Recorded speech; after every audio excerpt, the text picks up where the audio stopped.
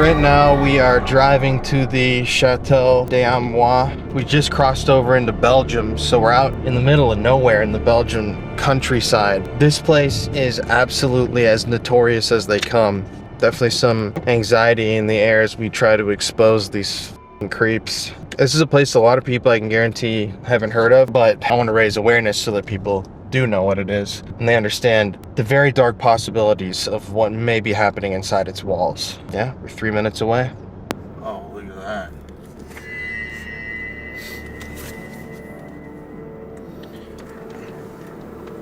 Yeah, looks like they got this place under fucking lock and key now. So we're right here.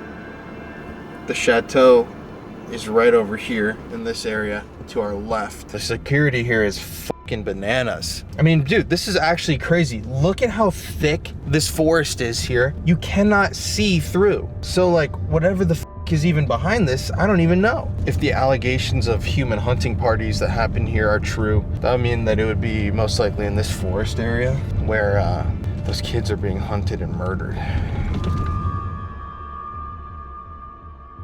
For decades, rumors have swirled around a castle in Belgium. A castle supposedly inhabited by the darkest forces known to man. Forces that could possibly be from beyond our world or our realm of comprehension. Inside of these castle walls, trafficking, parties, murders, games where children are released into the woods and then hunted by adults to be killed, meetings of the Illuminati, dark black magic rituals. All of these things are said to happen within the halls of the cursed Chateau De Amerois. In today's episode of the Paranormal Files, we traveled to Belgium to visit the chateau in person, and we investigated. Oh my god, I get chills thinking about it right now because this one is so fucking dark. Now, from my perspective, and for you guys watching online, when you hear something like this, oh yeah, a conspiracy castle where there's parties and with masks and, you know, child hunting games and murders and Illuminati, it sounds almost impossible. Like there's no way that could be true, that there could be validity in any of those statements. But we're going to review some documents today that were released in the wake of an infamous murderer's trial in Belgium. I've covered him already, and we're covering him in an upcoming episode of the Paranormal Files. The man's name was Marc Dutroux, and inside of these sealed documents that were leaked by WikiLeaks is some pretty damning information about the Chateau de Amerois. Information that really blew the lid off of this story. Now, we're going to cover some really dark and heavy topics today. I just want to state outright here, I do these episodes because I care about our world, because I hate corruption. I hate government corruption. I've had experiences with it in the past myself, and I just don't think we should allow as a society these sick to keep getting away with this type of shit. That should never be a possibility, but it keeps happening time and time again. And so raising awareness and educating people is my mission that, you know, either I've given myself or been given by a higher power. I don't know why I'm drawn to cover these stories, but in the last couple of weeks, I've seen comments from people saying that I must be a myself covering my tracks by doing these stories, which makes no sense. People calling me crazy, saying I'm affiliated with political movements, which I'm not, and I've actually stated in my videos that I am definitely not involved with. So yeah, I don't understand the whole defending thing. It's a very weird thing to do. So if you're those people that are commenting those things and thinking those thoughts, I would step back for a second and think about, who am I sticking up for in this situation? Am I sticking up for Colin, the guy who's exposing sex trafficking and working with victims and advocates and investigative reporters? Or am I sticking up for the that have routinely raped and murdered children for decades that were never caught? I'll let you think on that one. Anyways, this one has some really, really crazy long history, and before we visit the castle in Belgium, we need to do a deep dive. So let's just get started. Today's script and research was brought to you by Sabrin Chandler Lewis. Sabrin is a great friend of the channel, a close friend of ours, Courtney and I's, and yeah, she's incredible. So show her some love in the chat and the comments, please. Hey everybody, before we hop into this episode, I have to tell you about today's sponsor, Pi. Now, if you're a regular viewer of the Paranormal Files, you know that we produce very long episodes that are filled to the brim with ads. It's what helps keep the show alive. But if you get frustrated with those ads, even when you're shopping on the internet, Pi is the service for you. So Pi works as you're browsing, as you're watching. It will literally visually clear ads from your screen. Like, let's take a look. I mean, check that out. It's actually like really cool. I know that I get frustrated when I'm trying to shop or read an article and ads keep popping up, but I've been using Pi and it's completely made my browsing experience so much better. And with Pi, you can actually opt in to receive cash back for viewing specific ads. Yes, you will receive rewards for viewing certain ads by using Pi. And yeah, ever since I started using Pi, I don't think that I'm gonna go back. So I actually have installed Pi and I've been using this service when I've been researching, writing scripts for this show. When you're doing research online, you have to visit tons of different sources, from news websites to sites like Amazon. And using Pi, I've noticed that it's completely streamlined. It gets rid of those pesky pop-ups, those ads that you'll be scrolling down and they just pop up right in the center of what you're trying to look at. It seriously is a game-changing service. You can also check out the Pi shopping extension for automatic coupons and cashback rewards. It's super easy to get started. All you have to do is go to pi.org/theparanormalfiles, add the extension to your browser, and you're good to go. It's extremely simple. If you're chronically online like me, then this is a game-changing service. Just head to pi.org/theparanormalfiles and add Pi as an extension to your browser. And now, without further ado, let's get into today's incredibly dark episode. So I initially came across this story, someone tagged me in this, and I watched a YouTube video about it when I was actually on vacation, and immediately when I started learning about this place, I couldn't stop researching. So I ended up going through books, I watched every video I could find about this place, I did independent research, looked through documents, and tried to find as much information as I could about the chateau. But it's very weird, because there really isn't much information about this place. Now, with chateaus or castles in Europe, usually when you Google them and you try to find their history, you will immediately discover, who's lived there, the things that happened there, the dukes and duchesses that called these places home. But when it comes to the Chateau De Amerois, it seems that the history online has been heavily censored. In my opinion, that's for a reason. But it is very mysterious. With a place that's so huge and so historic, and it's an old building, usually you're going to find information about it online. But in my opinion, the history and information about the chateau has been purposefully obscured and hidden. And through this episode, you are going to understand why I think that. The Ardennes Forest, a beautiful expanse of rolling hills, towering trees, and rushing rivers. A lush, sprawling region. The dense woodlands and deep valleys cover thousands of square miles, reaching through Luxembourg, France, Belgium, and Germany. The thick foliage evokes a feeling of enchantment, while the rivers and streams bring serenity to the soul. It's the mystical beauty of the place that has drawn lovers of nature for many hundreds of years, but history buffs have their fair share of attraction as well. The history of the forest has been recorded since the Roman times, and the area is littered with historic ancient villages. The Ardennes is even mentioned in a 12th century song about Charlemagne, and the rock Bayard, which resides in the forest, is said to be the very site where the legend of Bayard took place. But the enchanted forest has its fair share of darkness, and contains legends much more sinister than those of the horse that jumped over the river Meuse with one powerful kick. Blood has soaked the grounds of the Ardennes, as it was the setting for the Battle of France, the Battle of the Ardennes, and the horrific Battle of the Bulge. Knowing this already gives the mystique of the forest an eerie light. But there could be something lurking in the trees that carries an even darker lore. In the gloom of the enchanting forest, a massive Gothic structure looms, its spires reaching to the sky with the spindly fingers of skeletons. The castle in question has 365 windows, numerous as the days of the year, and those windows peer out into the forest, watchful and omnipotent. The castle's powerful exterior may lend an air of beauty to the building, yet within, demons dance to the tune of satanic ritual chants. This place in question is the Chateau De Amerois, the Castle of Kings, or as it's colloquially known, the Mothers of Darkness Castle, a structure so foreboding that locals in the nearby town refuse to speak its name. Rumors for years have covered the castle, numerous as the stones that built it, and whispers wind their way through the grounds of her guardianship like the wind. These whispers speak of witches, ritual of children, and a global cabal of the elite that secretly runs our world. The rumors speak of the fabled Illuminati and their dark designs that pull the strings of our governments and media like puppets on a stage. They speak of a man who stole children from their families and even ended their lives to supply the witches with fodder for their dark machinations. These rumors speak of fire, death, and destruction, creating the lifeblood of one of the darkest conspiracies in our world, one that could shatter the peace we so carefully construct for ourselves. Secrets that would plunge us into a worldwide society of chaos.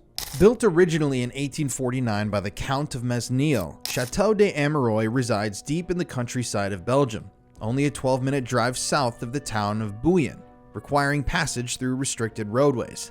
The property was sold to Theodore van der Noot, the 8th Marquess of Asch, in 1859, then sold again 10 years later to Prince Philippe, Count of Flanders, brother of King Leopold II. These new owners were descended from the Saxe-Coburg-Gotha bloodline, the same bloodline as the current British royal family, and the same bloodline as the infamous Vlad the Impaler. Fire destroyed the original chateau structure in 1873, but Prince Philippe commissioned a replacement from architect Gustave Saint-Honoré, and his work, a massive neo-Gothic structure, still stands today. After the prince died in 1905, his 3 kids inherited the castle, after which they sold it to the liege wood merchant Robert Collet for 7 million Belgian francs. The exact date of the purchase is unknown, but Collet later sold the property once again.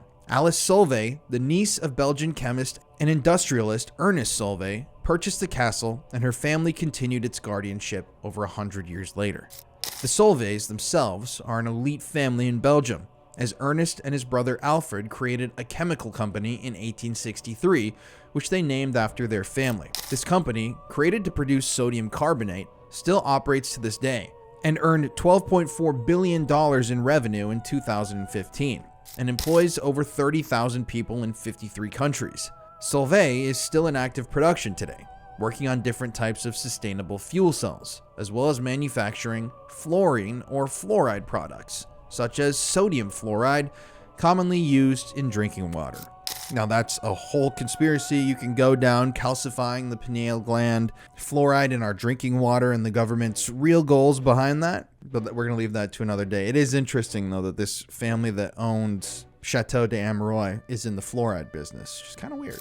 The Solvays also maintained a pharmaceutical branch that developed and sold the SSRI Luvox for the treatment of obsessive compulsive disorder. However, this branch was sold to Abbott Labs in 2009. As some of the pioneers of Belgium's industrial prosperity, the Solvays were certainly wealthy enough and of enough status to own a chateau of such marvelous construction and history as the Chateau de Amerois.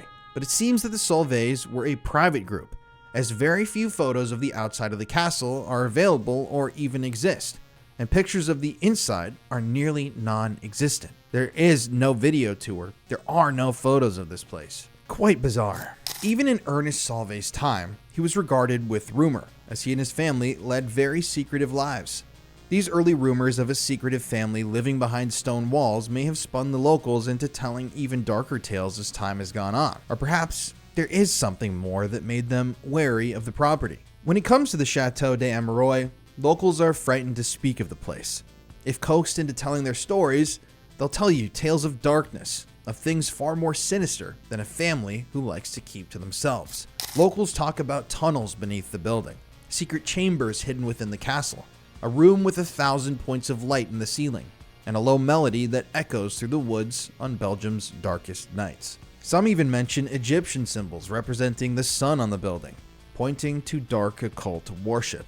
But beyond this mystery, haunting tales are shared between locals, tales of witches and satanic worship, and a cabal of the elite that joins with the witches in sacrificial blood magic. But is there any truth to these rumors? And moreover, how could any of this have been revealed, and why wouldn't somebody just go in and put a stop to it? Well, the Chateau de Amerois was a fixture in Belgium for a very long time, but didn't gain its claim to a disturbing sort of fame until many years after it was built.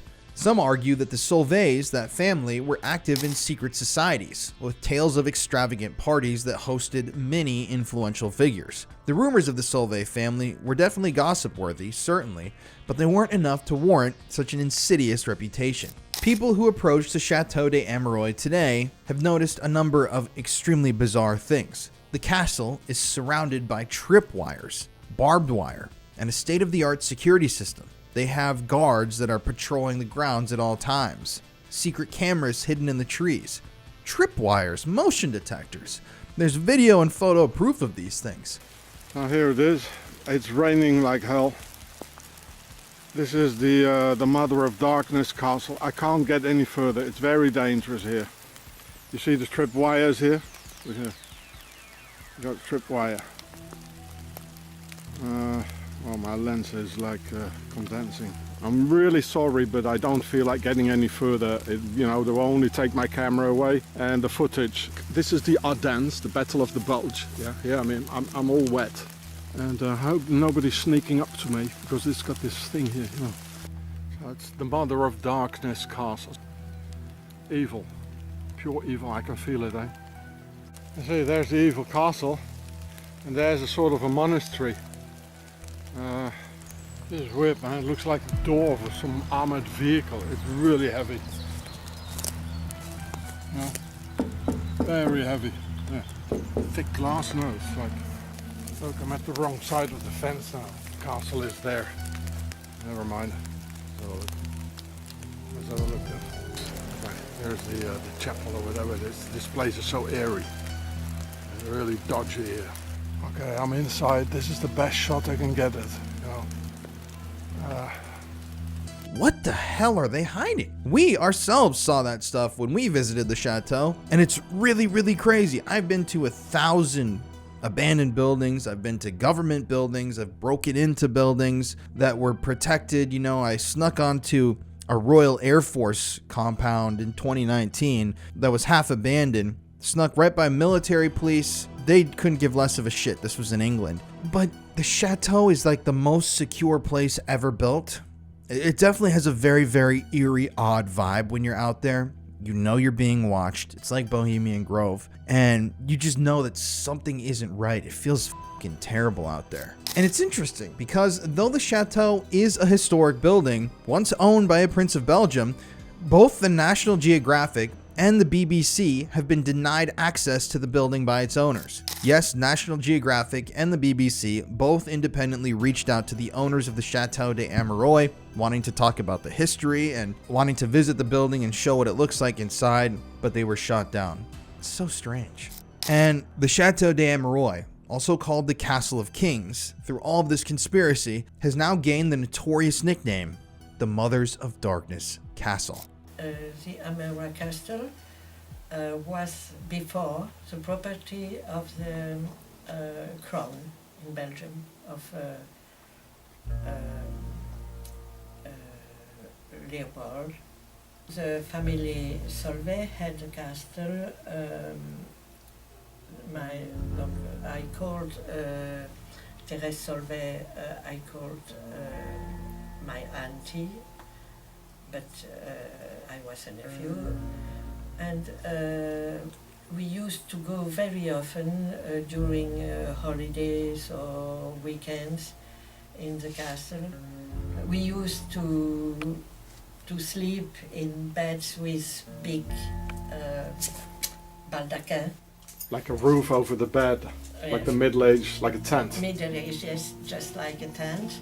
Once we had the opportunity, my brother and I, to see King Baudouin of Belgium, who was in visit there.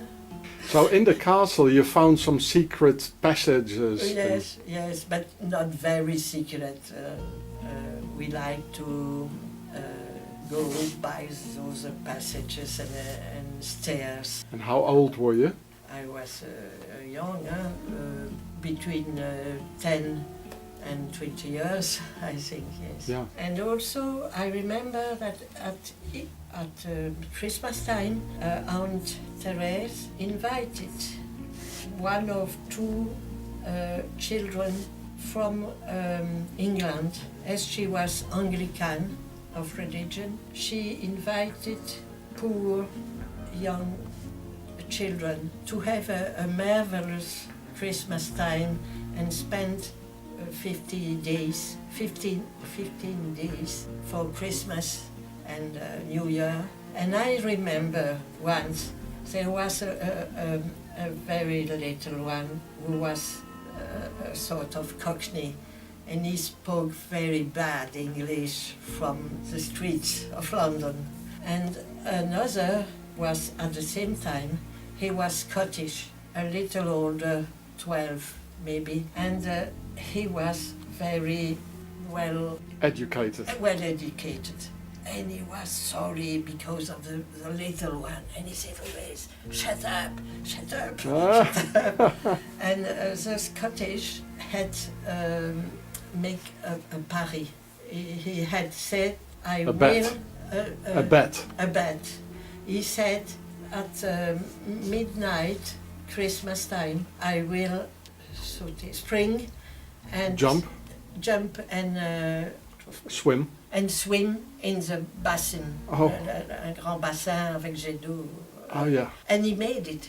So this book here, you got it. Who gave this to you? Ma tante Thérèse. My aunt Thérèse. Solveig. Thérèse Solveig, Okay. Tournai Solveig, Yeah. gave it to me. The lady's name is Mason Danny. Oui, ça c'est mon nom, hein? Yeah. It's my name. Yeah. It's about the King Albert. About the young time of King Albert, and there is a photo of a picture of Chateau De Amerois, Yeah. where young prince spent some time. Albert first of Belgium. When was he the king, Albert? He was king during the 14-18 Okay. war, and he was called Le Roi Chevalier. So here's the castle. Very popular. The most popular king of Belgium was Albert Ier. The Mother of And Darkness castle. He died in an accident in the mountain, à Marche les Dames. Ah, in Belgium. Yes. So from your mother's side, you're from the family of Solveig? My the father's Yes, side, I'm yes. sorry. Yes, of My course. father's And from your mother's side, you're from French aristocracy. The mother of my mother was of French aristocracy. Yeah. Yes. Yes. So we are here very near to the Chateau De Amerois, and quite amazing, meeting someone who actually slept there. So I thank you very much. Okay, thank you very much, Danielle. But before we get into all of this, we need to find some evidence. And we need to talk about the Marc Dutroux scandal. Because these dark tales wouldn't find their roots until the turn of the 21st century, but they couldn't have found more putrid soil to sprout from. Indeed, the stories of the castle truly took a turn for the unspeakable, once a man named Marc Dutroux entered the public eye in the worst way imaginable. Marc Dutroux, born November 16, 1956, was a career criminal who found his operating grounds on the streets of Belgium. We already did an episode about Marc Dutroux. If you want to do a deep dive into his case, it's already on the Conspiracy Files, and we did a documentary that's coming on my main channel in the next few weeks, where we went to every single Marc Dutroux location, including the site of his house. We had people confront us. It was fucking crazy. Marc Dutroux was a scrap dealer and an unemployed electrician who supplemented his income with thievery, stolen car trading, and drug dealing. Some people believe that Dutroux was also involved in adult prostitution. But these crimes weren't enough for Dutroux as he grew older. You see, Dutroux had a record for being a pervert when it came to women. He would regularly and purposefully bump into women at local ice rinks as an excuse to touch them. This was already creepy enough, but Dutroux also had a wife and children at home. His first wife had divorced him over allegations of in 1983, and he later remarried.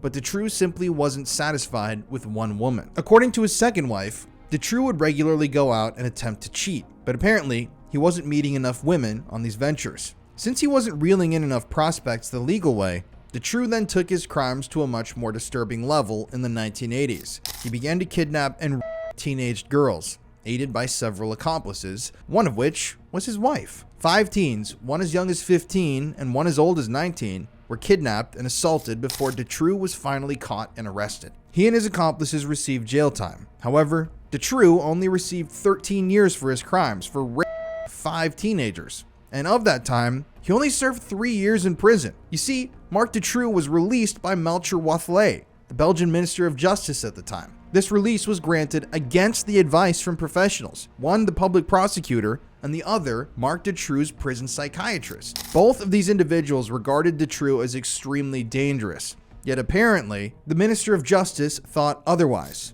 And more concerning was the fact that while he was in prison, Marc Dutroux was receiving money from the government of Belgium. You see, he had convinced a healthcare professional that he had a mental illness that caused him to be disabled, and he collected around the equivalent of $3,000 a month in public assistance. Marc then used this money to pay for several properties that he owned in Belgium. Most of these were vacant, and some were even eventually used to and hold his kidnapping victims. But despite somehow having the money for 7 properties, Dutroux's state stipend wasn't reduced. The question could and should be asked how an unemployed electrician and scrap dealer was making enough money to own 7 properties. Yet his funds were never looked into, even though these funds were being used to maintain ownership of the locations used to hold and assault his victims. Most could assume that this high cash flow was due to Marc's drug dealing and stolen car trading, but the truth of this insane cash flow was never revealed. Now, we know that Dutroux got this money from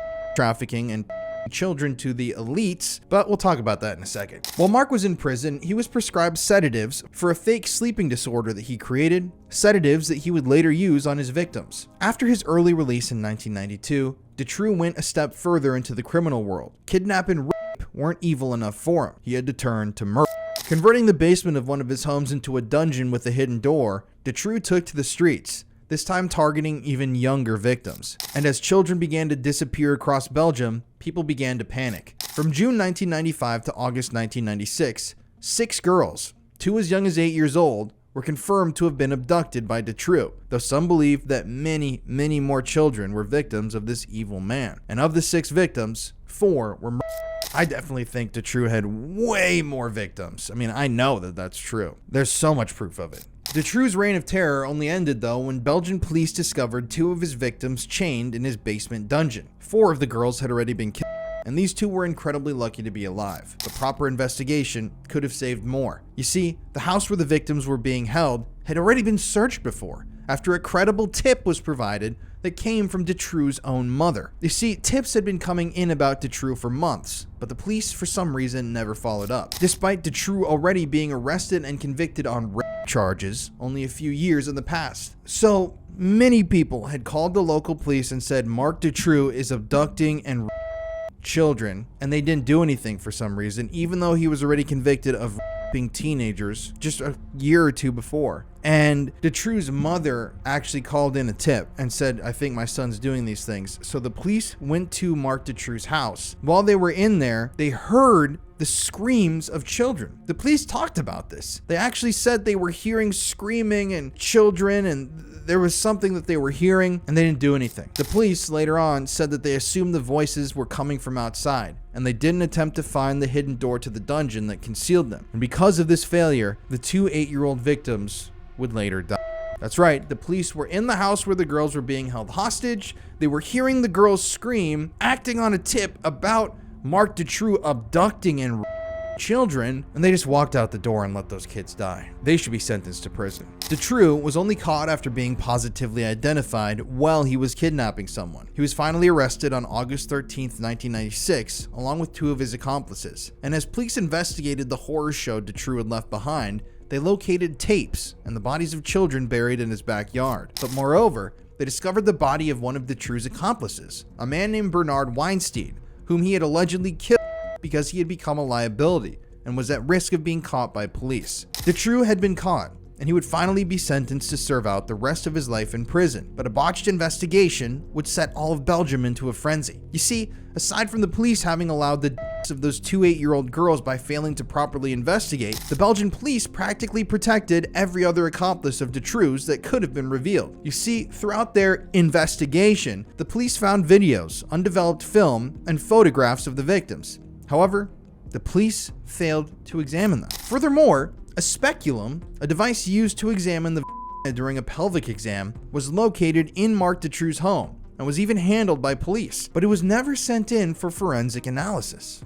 Why? Then the autopsy of one of the victims proved that she had been assaulted for a very long period of time over and over again. Yet the police claimed there was no DNA evidence, no witness reports, or forensic reports to prove that these assaults were from Dutroux or any of his accomplices. DNA testing was performed, Yet no one was informed of the results, not even the prosecutors, who would go on to handle the case that would finally shut Dutroux away forever. It was also revealed that the police had failed to follow up on a tip that could have caught more accomplices and saved a young girl's life. One of the 8-year-old girls had been spotted at a nightclub in Charleroi, Belgium, but the police failed to show up at the scene to investigate. This only became more concerning as at the time of this sighting, Marc Dutroux had been arrested for car theft. So that doesn't make sense. Marc Dutroux, at that exact moment, had been arrested for stealing cars, and he was in prison. He was actually serving a sentence. So if this victim was at a Charleroi nightclub during Marc Dutroux's brief stay in prison, then someone else would have had access to Marc's dungeon where the girls were being kept. Marc's wife was apparently left in charge of the girls, yet she later stated she was too afraid to even go near them. Multiple unidentified hairs were found in the dungeon after the home was finally searched. Those hairs were sent to DNA analysis, and these 25 unknown DNA profiles were identified, but they never attempted to match them. So that means you've got 25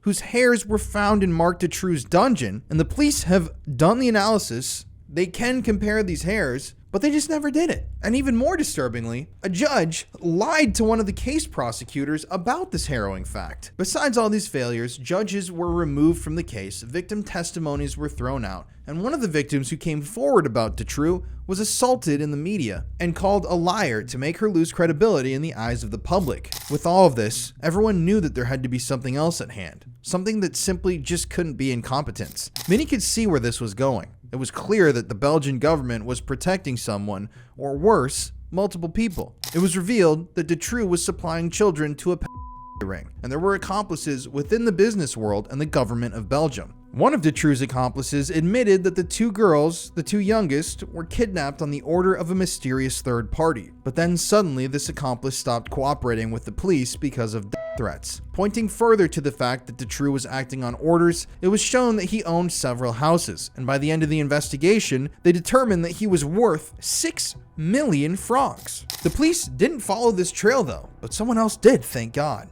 You see, this is where WikiLeaks comes in. Through a WikiLeaks release, it was learned that large sums of cash were sent to Dutroux's wife's bank account, even including from different currencies than the franc. WikiLeaks even claimed, and you can go verify these, I've looked at the documents, that these currencies and this money arrived right at the same time the girls were abducted. So it seems the transfers in values suggested to some that Marc Dutroux was indeed linked to a ring and that he was the supplier. Dutroux even said so himself. He claimed that he was acting on orders to kidnap the girls. He stated that he personally wasn't a and that he was supplying these children to other people. It was also revealed that Dutroux was aided in some of his kidnappings by the Belgian police themselves. It became the belief of the people of Belgium that Dutroux was supplying these girls to the government of Belgium, as well as to the business elite. This only became more clear when Jean-Michel Nihoul, a business magnate, was pointed to as an organizer for the parties when children would be supplied to some by Dutroux. These parties were not only organized for to assault children at, however, some also claimed that they were a place for sadism, brutal torture, and even the murder of children. Yes, victims have claimed that they were forced to murder other children at these parties. Victims have claimed that some of these high-ranking people in the Belgian government and business class would pay money for the ability to rape and then murder a child. They would film this stuff. I mean, it's the sickest, most twisted shit. Yet much of this was completely ignored by the Belgian government. And when witnesses started coming forward to share their stories, they started dying. In true conspiracy fashion, people who had information suddenly began to in mysterious ways. Overall, 20 witnesses directly involved with the Dutroux case died. There's a lot more that had, partial connections to it that died in weird ways as well. And much of this truth was hidden forever. I mean, this shit is crazy. It's in the episode we did, but this would be like someone was like a witness would be driving to the police station to do an interview with the police, and their car would swerve and smash into a wall and they'd die. Or someone was going to testify to the police or whatever the situation was, but they'd be like talking to the authorities the next day, and the night before they would jump off a bridge and be found drowned in the river. 20 people like that. There's explosions, gunshots, murders, self-unalivings, all that stuff. And if 20 witnesses were killed, how many more were threatened into silence? That's a good question to ask. Moreover, Dutroux's wife, the one who received those bank transfers and received that money for the kidnappings, she was sentenced to prison time as well. but quickly found refuge in a monastery and now lives alongside the nuns who inhabit it. It was clear that something much bigger was going on than just a small gang of sick men. When it was revealed how depraved these men's crimes were and how the government practically protected them and his accomplices, marches were organized across Belgium, one which would be the largest demonstration in Belgian history, with over 300,000 participants. Yes, the Belgian government covered up this story so insanely, and the police, and it just showed that every single person was involved in this thing all the way to the top of the Belgian monarchy and government, that 300,000 people got out on the streets protesting the government for being pedophiles. This case almost led to a full-scale revolution against the Belgian government, and after the events of the investigation, nearly a third of Belgians with the Dutroux surname legally changed it to have no association with the criminal. So eventually, Marc Dutroux was sentenced to life in prison in 2004, and after the trial ended, the case files were sealed and heavily redacted to ensure that no one could ever stumble upon the grisly truth. That's one way governments enact cover-ups. They seal files so that nobody can ever look at the truth of what really happened in these cases. WikiLeaks, though, wouldn't let that stand. In 2009, they made sure to publish what they could find for the public to view. But the Belgian government acted quickly. They scrubbed these documents from the internet as fast as they could and ensured that no one could look in on their dirty secrets. They claimed that they removed the documents from the internet because certain people were named who were innocent, but who had been mentioned during the investigation. The government of Belgium said that they didn't want these people facing unjust scrutiny, so they were hiding the documents from the public eye. This only confirmed to people who looked at these documents their suspicions that these perpetrators were sky-high members of society, that the government of Belgium was hiding an elite ring that operated right under the citizens' noses. Moreover, the Belgian X-Files, as they were called, were later released, detailing the accounts of witnesses. All the details of this case made it clear that high amounts of money were involved, as well as blackmail and a sophisticated organization that protected its members. You see, themes of blackmail and rings are extremely common, especially in the Western world. Just look at cover-ups like the Franklin cover-up, Jeffrey Epstein, anybody, J. Edgar Hoover, Roy Cohn, everybody. I mean, these people are all involved in blackmail. It's a political thing. And basically what it entails is people trying to get blackmail on politicians. Like, let's say you set up this ring and your children out. You get a senator super drugged up. You know that he's already got an interest in kids because for some reason politics attracts. And then you say, hey man, we're in this secret room, this secret club. This is a political party. You trust everybody here. Here's an underage that you can go have sex with. Then they videotape and photograph that senator having sex with that child, and when they wake up the next day hungover, the person running that party sends them a photograph on their phone or slips them, an envelope with a printed out photograph of them and says, I own you now. Now you have to do exactly what I tell you to do. That's where the control comes from in the blackmail. But more information comes from the Marc Dutroux scandal that isn't part of the general conspiracy. One that makes it even more evil and depraved than simply a massive ring. In the home of Bernard Weinstein, the accomplice killed by Marc Dutroux, an undated letter was found. This letter was supposedly sent by someone called Anubis and mentioned gifts for a high priestess. There was even a designation about the age and gender that the presents should be. The reason for these gifts was that a very special ceremony would soon be taking place. This was all written down in the letter. A cult in Charleroi, one of the main locations for Dutroux's crimes allegedly, had a member who used the very same alias. The cult that this member belonged to was called Abraxas, a satanic sect operating in Belgium. In late 1996, the police followed up on the note and raided their headquarters, the Institute of Abraxas, with 150 police officers. Police took away full bags of papers, video cassettes, and even a whole refrigerator. The news outlet Irish Times even said that the police took away black magic ritual implements and human skulls. The high priestess of this satanic cult, Dominique Kindermans, later spoke to the police and stated that, of course, she had no knowledge of Dutroux nor his accomplice Weinstein. But more kept coming out. An abandoned mine complex was searched nearby in the suburb of Jumet. The authorities believed that abducted children kidnapped by Dutroux were being held inside of this abandoned mining complex. This is because Dutroux had written about this and drawn out diagrams of it before he was arrested. A spokesman was then asked to comment on the link between Abraxas and the mining complex. However, this spokesman refused. And Abraxas is insane. So if you actually dig into this case and you actually do the research on this thing, a lot of people that I've spoken with about Dutroux, when you bring up this Abraxas angle, they want to say, oh, there was nothing definite ever proven there. There was no concrete connection. And I'll say true. There really wasn't anything that was initially discovered, at least to our knowledge, inside of the Abraxas compound, which now that I say that out loud, it's like you got 150 police officers. They obviously thought something was going on there. The Belgian police were already corrupt as in this case. So it's like, even if they found, 15 rolls of child, it's not like they would come out and say that. I mean, it's really weird, but there's some really weird things about Abraxas. The main thing that when you talk to people, they say, oh, they were just kind of a scapegoat for Marc Dutroux. But that's, in my mind, untrue. I mean, the letter itself is extremely bizarre. It's written directly to Bernard Weinstein. It's in his house. I think it was the night before or the day before the raid on Abraxas. Witnesses who lived in the area that surrounded their temple, they actually saw members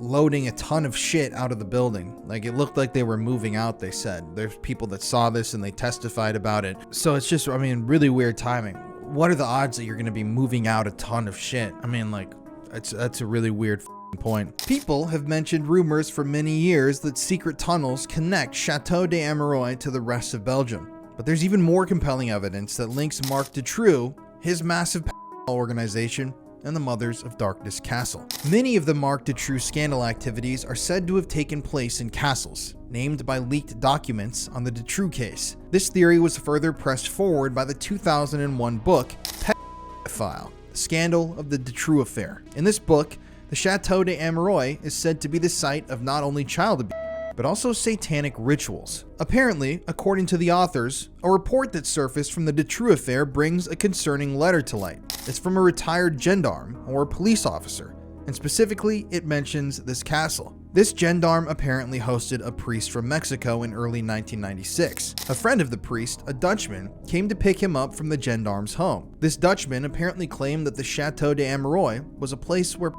parties, as well as the satanic ritual sacrifice of children, took place. Councilmen, lawyers, and high-ranking judges in the government were all said to have attended orgies organized by Dutroux's organization. And according to the Dutchman who wrote that letter, the one who informed him of this activity was a member of NATO, and he was an American. Apparently, this American participated in one of these rituals and was disgusted by it, and later returned to the US. But that wasn't all. Apparently, this priest who the Dutchman came to see was later in contact with the families of the two 8-year-old victims of Marc Dutroux. But more came forward from author and conspiracy theorist Fritz Springmeier. Apparently, the castle is indeed used by pedophiles and Satanists and murder small children in a ritual called the Pink Ballet. Now, to put this into perspective real quick, the Belgian X-Files, I've read through every single page. There are hundreds of pages, and they're some of the most incredibly disturbing shit I've ever read. They're all essentially summaries of testimony or direct testimony from victims and witnesses of Dutroux's crimes that were, I believe, mostly, if not completely, deemed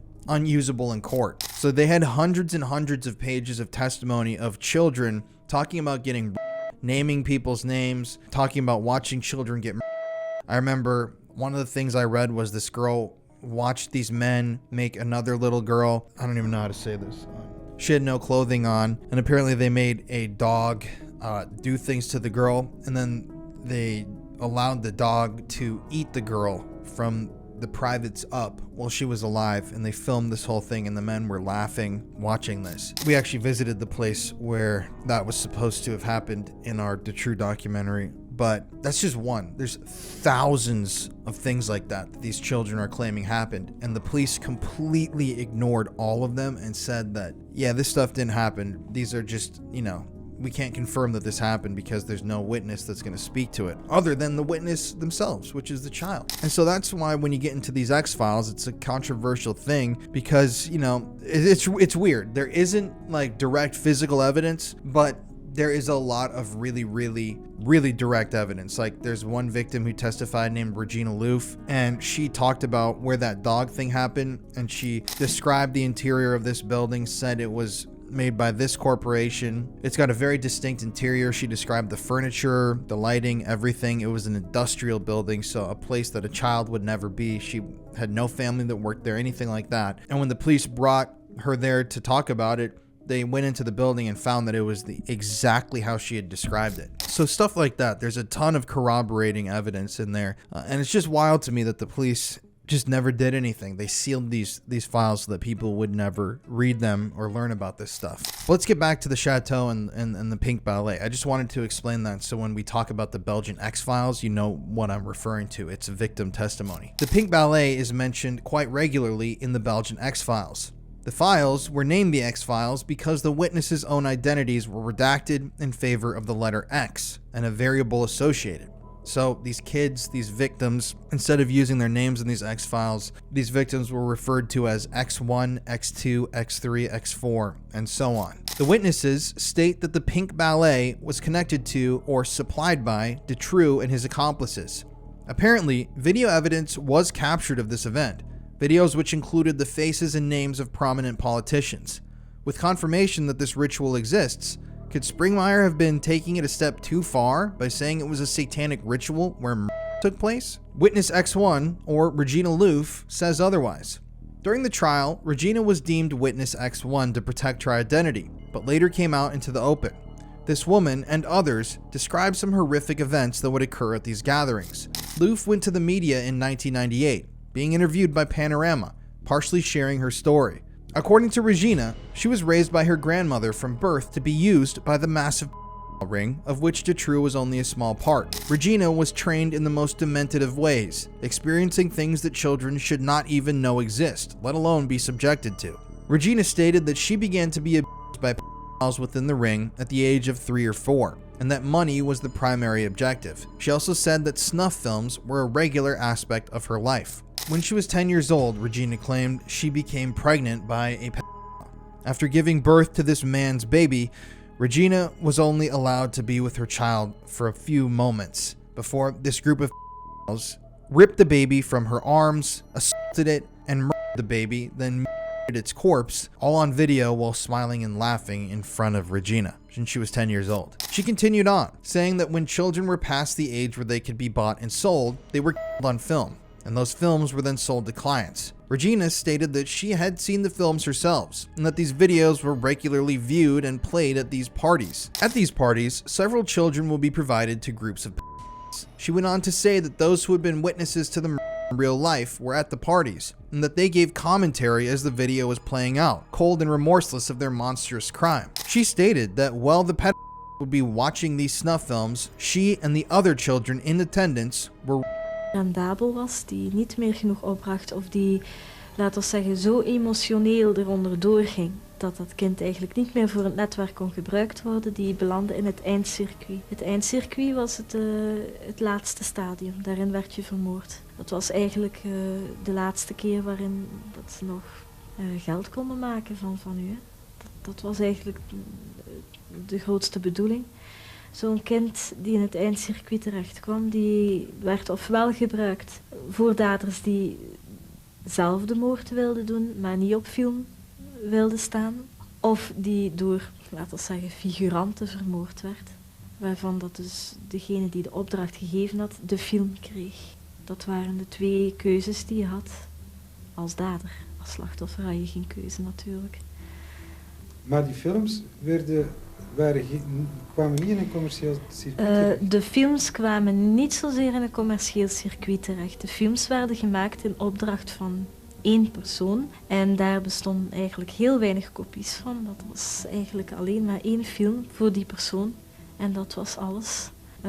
De mensen die van het netwerk gebruik maakten, die wilden niet het risico lopen dat eigenlijk zo'n films gecommercialiseerd werden en eventueel konden gelinkt worden ooit aan de opdrachtgevers. She then gave an account of the murder of 16-year-old Christine Van Hees, a murder linked to both Marc Dutroux and Michel Nihoul, the business magnate. 16-year-old Christine was apparently forced into by Michel Nihoul after being introduced through Marc Dutroux. Regina explained that Christine, the 16-year-old victim, was murdered because she couldn't adapt to the site, and so she was killed by Dutroux, Nihoul, and others that she refused to name. She then named other girls who were victims and described the levels at which people entered the organization. She said that people didn't immediately enter the ring and take part in the murder. She said that people were introduced slowly over time, and as they became more trustworthy and moved up in the ring, they were pressed into further atrocities. At first, she said, these men would have to engage in a pedophilic with girls bordering a legal age. But then, as the men moved up in the hierarchy of the ring, they would take part in bestiality, sadism, torture, and at the highest levels, ritual murder. But not just anyone could join. They had to be powerful and have good connections that the ring could make use of. Regina said that it was just as much about maintaining contacts with the elite as it was about pedophilia. Regina didn't share everything in her Panorama interview, however. In one of her testimonies, Regina talked about something that makes one's blood run cold. At an unnamed castle, children, according to Regina, were forced to strip naked except for shoes and were then told to run off into the forest. Behind them, men with dogs waited to chase them. Regina was not a victim of the hunting party in this testimony. She said that she was forced to participate in the hunt. She was told she had to go hunt and murder a child, or that she would be killed herself. Interestingly, one supposed survivor of satanic ritual discussed something that she experienced, a situation so exactly similar that it could have been at the same event. At a party attended by members of the ruling elite, according to this victim, children would be stripped naked except for tennis shoes and allowed to run into the forest. Behind them, the members of the elite chased them, wearing masks, armed and ready to kill the children were caught. It mimicked the most dangerous game, the famous story by Richard Connell, where a Russian aristocrat hunts a castaway on an island in the Caribbean. Even in real life, this so-called game was dubbed with this title, even though the victim was not an accomplished big game hunter, but blameless innocent children. The survivor stated that the game would start early in the evening, which Regina Louf also corroborated. This unnamed survivor felt she had no place to run and no place to hide, though, and there were no limits as to what could happen to her at the time. It was one of the most extreme situations she had ever survived. Yet somehow, she managed to pull through. The fact that satanic cults could exist right now before our very eyes, and the depth of evil of the crimes they were committing, seems like something that could only happen in a barbaric era. But was this horrific game also being played at the Chateau De Amerois? And was it satanic in nature, as the unnamed survivor experienced? There have been reports about the Chateau that these are the games that they play, the most dangerous games, these hunting parties. And obviously that's not something that's going to be written down in history. Regina Louf did have something to say about satanic rituals in her portion of the X-Files. She talked about blood rituals being held at a castle near Eindhoven in the Netherlands, and said that Mark Dutroux was indeed connected to satanic groups. Moreover,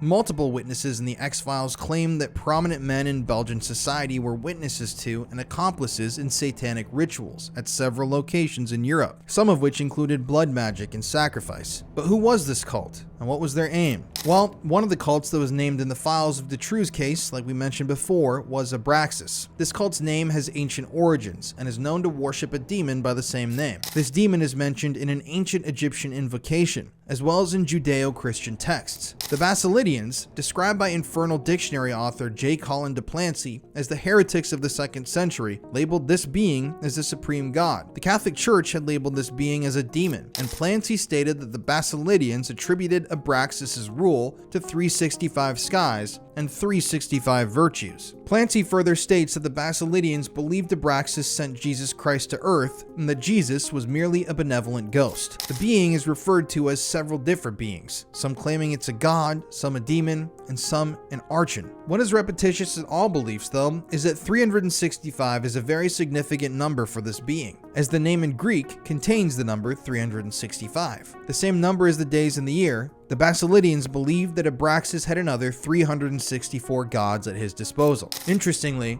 the Chateau De Amerois has exactly 365 windows. Abraxas, in ancient amulets, is depicted as a being with the head of a king and a serpent, or two serpents for feet. In the amulets, a word is spelled, possibly related to abracadabra, the ancient ritual incantation meant to ward off illness, misfortune, or harm. Above his head, he holds a whip. This connection was discovered in the note to Weinstein sent by an anonymous member of a modern-day Abraxas cult. Dutroux received aid in kidnapping children for the pedophile ring he was employed by, apparently from police who were also wrapped up in his scrap dealing and car theft. Interestingly enough, the publication Der Spiegel announced that 4 Belgian police officers were discovered to be Abraxas members, with one serving as the cult's treasurer. One of the witnesses to the cult implicated Prince Alexander de Merode of Belgium in a black mass where children were and babies were and sacrifices of both animals and adults took place. Apparently, the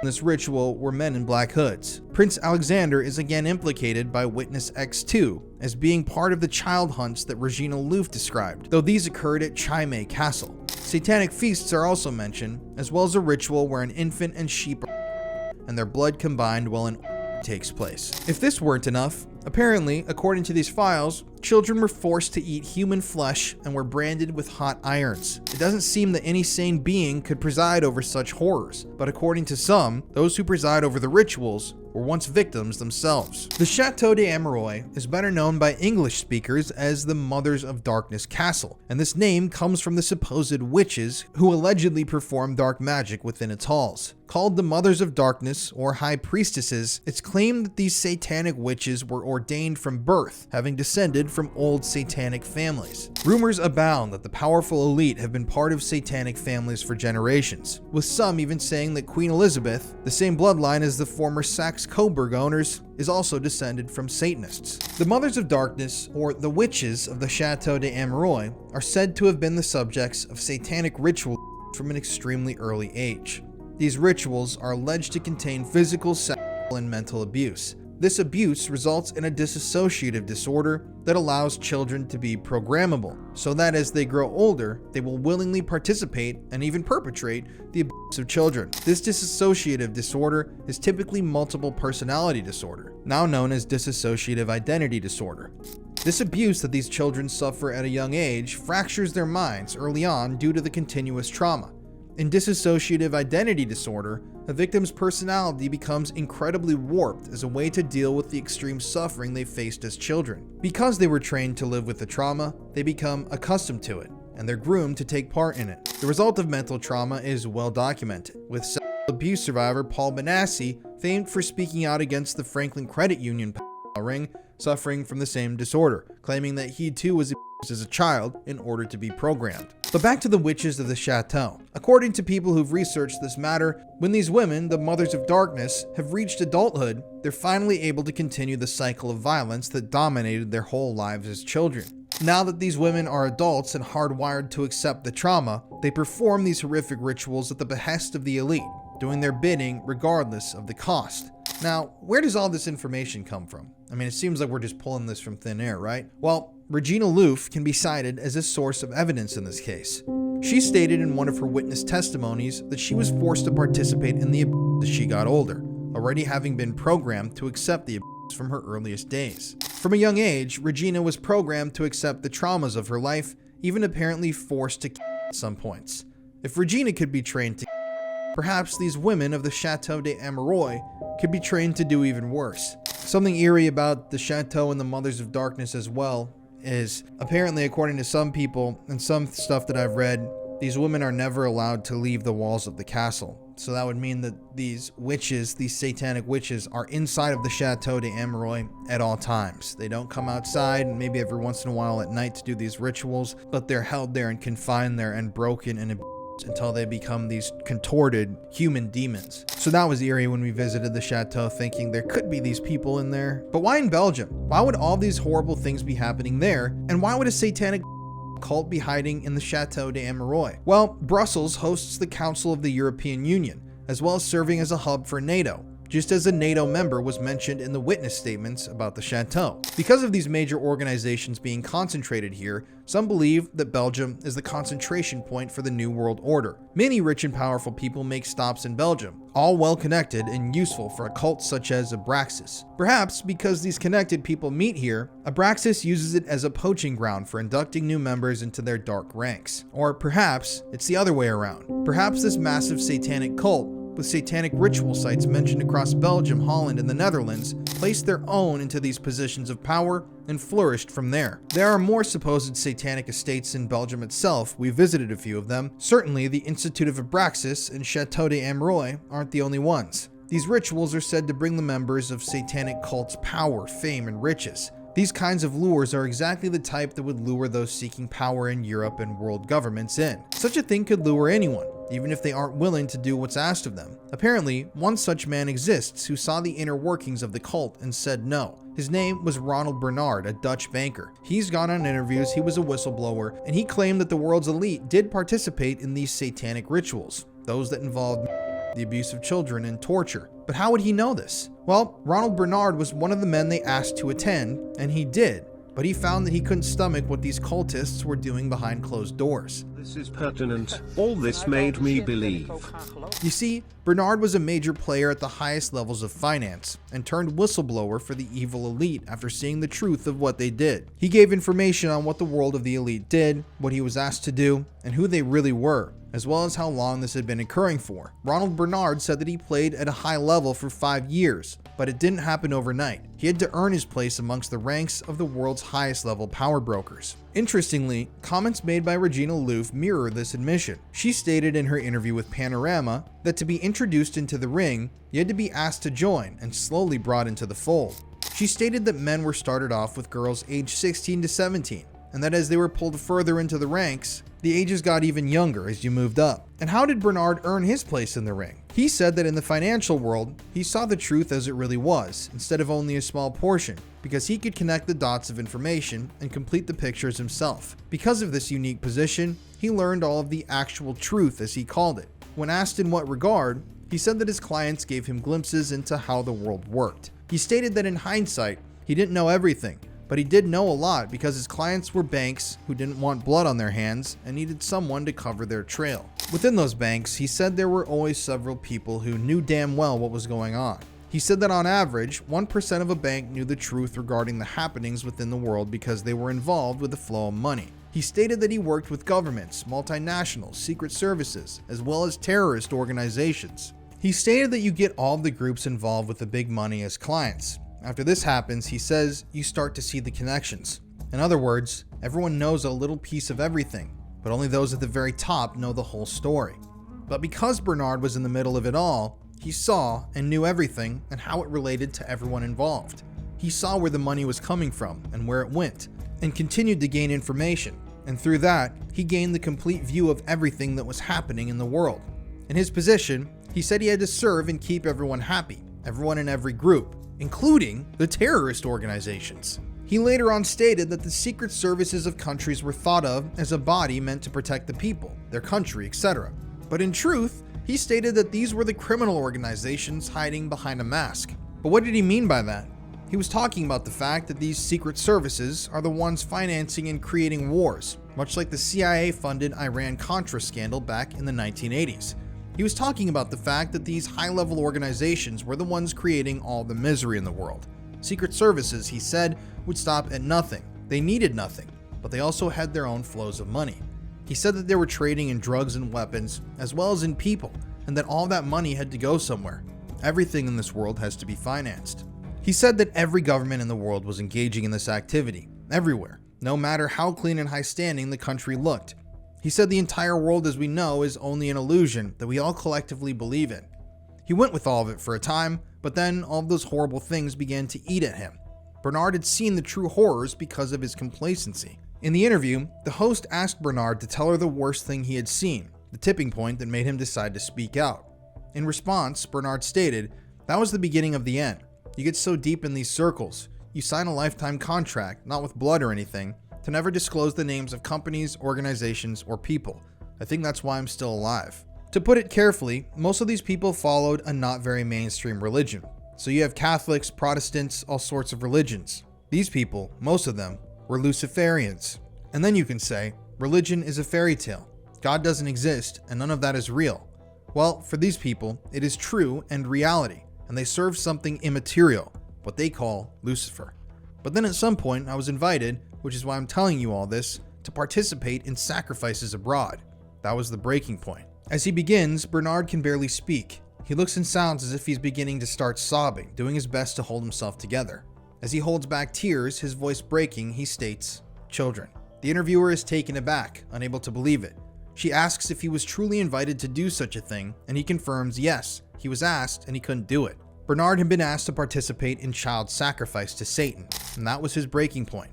Horrors such as this were described by the witnesses of the Detrue case and by independent fact-finders. It could be that what Bernard had been swept up in was a small part of the Detrue ring all along. But Bernard had more to share. After regaining his composure, Bernard continues. He states that this hasn't only been going on for the past few years. He says that the practice of sacrificing children goes back thousands of years, and that after studying theology in the Bible, he found references to those practices occurring within the Israelites. Indeed, there are several references in the Judeo-Christian texts which mention this, specifically in Leviticus and 2 Kings. They discuss the sacrifice of infants and young children to a deity called Moloch by burning a child alive. Knowing these sacrifices happened made him believe in what these organizations were doing, because he realized there was more to life than meets the eye. If it was happening then, it could be happening now. Bernard said that in his studies of theology, he discovered a document that he believed made sense of what was happening in the world. But how could Bernard talk about all of this and get away with it? I would assume that he would have been. Ronald Bernard said he was allowed to leave, but it wasn't a pleasant goodbye. In his exit from the ring, he was subjected to torture to ensure that he never said anything about what he knew. He said that certain types of torture were inflicted to ensure his silence, almost as a method of mind control. Yet, Ronald Bernard revealed all of this and seemingly managed to get away with it. Ronald Bernard wasn't specifically talking about the Dutroux scandal, but as a Dutch banker, he certainly had to have knowledge about it. Many claim that Ronald wasn't only talking about satanic bankers, but a much larger organization, one that's also been linked to the Chateau De Amerois. Many believe that Bernard was silenced for speaking out about the Illuminati. Because of the similarity in their rituals, and because the Illuminati is tied to hunting parties and the mass programming of the world through the elite, allegedly, Chateau de Amerois is thought to be one of the Illuminati's ritual grounds. One of their rituals is said to be known as Eyes Wide Shut, with a movie by the same name being created as a way to wake up the populace to its existence. Stanley Kubrick was the director of that celebrated film, and it was released shortly before his death, but not before the movie was altered, as some conspiracy theorists claim. Some theorists say that Eyes Wide Shut was a specific nod to the satanic practices of the Illuminati, almost like a warning from Kubrick. It's thought that Stanley tried to reveal what he knew of this dark ritual, but after 30 minutes of footage was removed by the studio and his strange death before its release, we may never know the truth. This ritual, besides sacrifice, is said to involve and is taped as potential blackmail to ensure it's kept a secret. The Illuminati is also said to practice a strange form of mind control that's meant to keep its members from telling the truth, eerily echoing what Ronald Bernard had to say in his interviews about being tortured during his exit to make him silent. These rumors were allegedly proven to be a reality after the Mark Dutroux scandal came to light and confirmed that evil roamed the halls of this Gothic structure. The Dutroux scandal also proved that these elites would go to great lengths to protect themselves, and the deaths of those 20 witnesses sealed the fate of the case. Similarly, Ronald Bernard faced a strange and suspicious demise, a seemingly healthy man who suddenly died after claiming he was being followed. Because of these murders, it's clear that this group, be it the Illuminati, Abraxas, or both, will take any measures to protect themselves and their evil cabal. As if to prove that this group has a much farther reach than just the streets of Belgium, people claim that George H.W. Bush was a member of this shadowy power structure. At the 1988 Republican National Convention, George H.W. Bush accepted the nomination for president, but while doing so, he referenced something odd. At the National Convention, then again at his inauguration speech, he references 1,000 points of light. I've spoken of 1,000 points of light, of all the community organizations that are spread like stars throughout the nation doing good. We will work hand in hand, encouraging, sometimes leading, sometimes being led, rewarding. We will work on this in the White House, in the cabinet agencies. I will go to the people and the programs that are the brighter points of light, and I'll ask every member of my government to become involved. The old ideas are new again because they're not old. They are timeless. Duty, sacrifice, commitment, and a patriotism that finds its expression in taking part and pitching in. Then again, later in another speech, he mentions it a second time. I'm a man who sees life in terms of missions, missions defined, and missions completed. I will keep America moving forward for an endless, enduring dream and 1,000 points of light. This is my mission, and I will complete it. He also created the Points of Light Foundation, an organization that aimed to promote non-governmental solutions to social issues. He later mentioned it again, stating, "I have spoken of 1,000 points of light of all of the community organizations that are spread like stars throughout the nation doing good." Donald Trump even commented on the oddity of the 1,000 points of light phrase, saying, "Putting America first, we understand. 1,000 points of light, I never quite got that one. What the hell is that? Has anyone ever figured that one out?" It was put out by a Republican, wasn't it? And by the way, you know, all the rhetoric you used to hear, the 1,000 points of light. What the hell was that, by the way? 1,000 points of light. What did that mean? Does anyone know? 1,000 points of light. I never quite got that one. I'm trying to say, what the hell is that? Has anyone ever figured that one out? And it was put out by a Republican, wasn't it? But this is only one of the concerning references that Bush made. It seemed to Bush that the phrase New World Order was particularly important.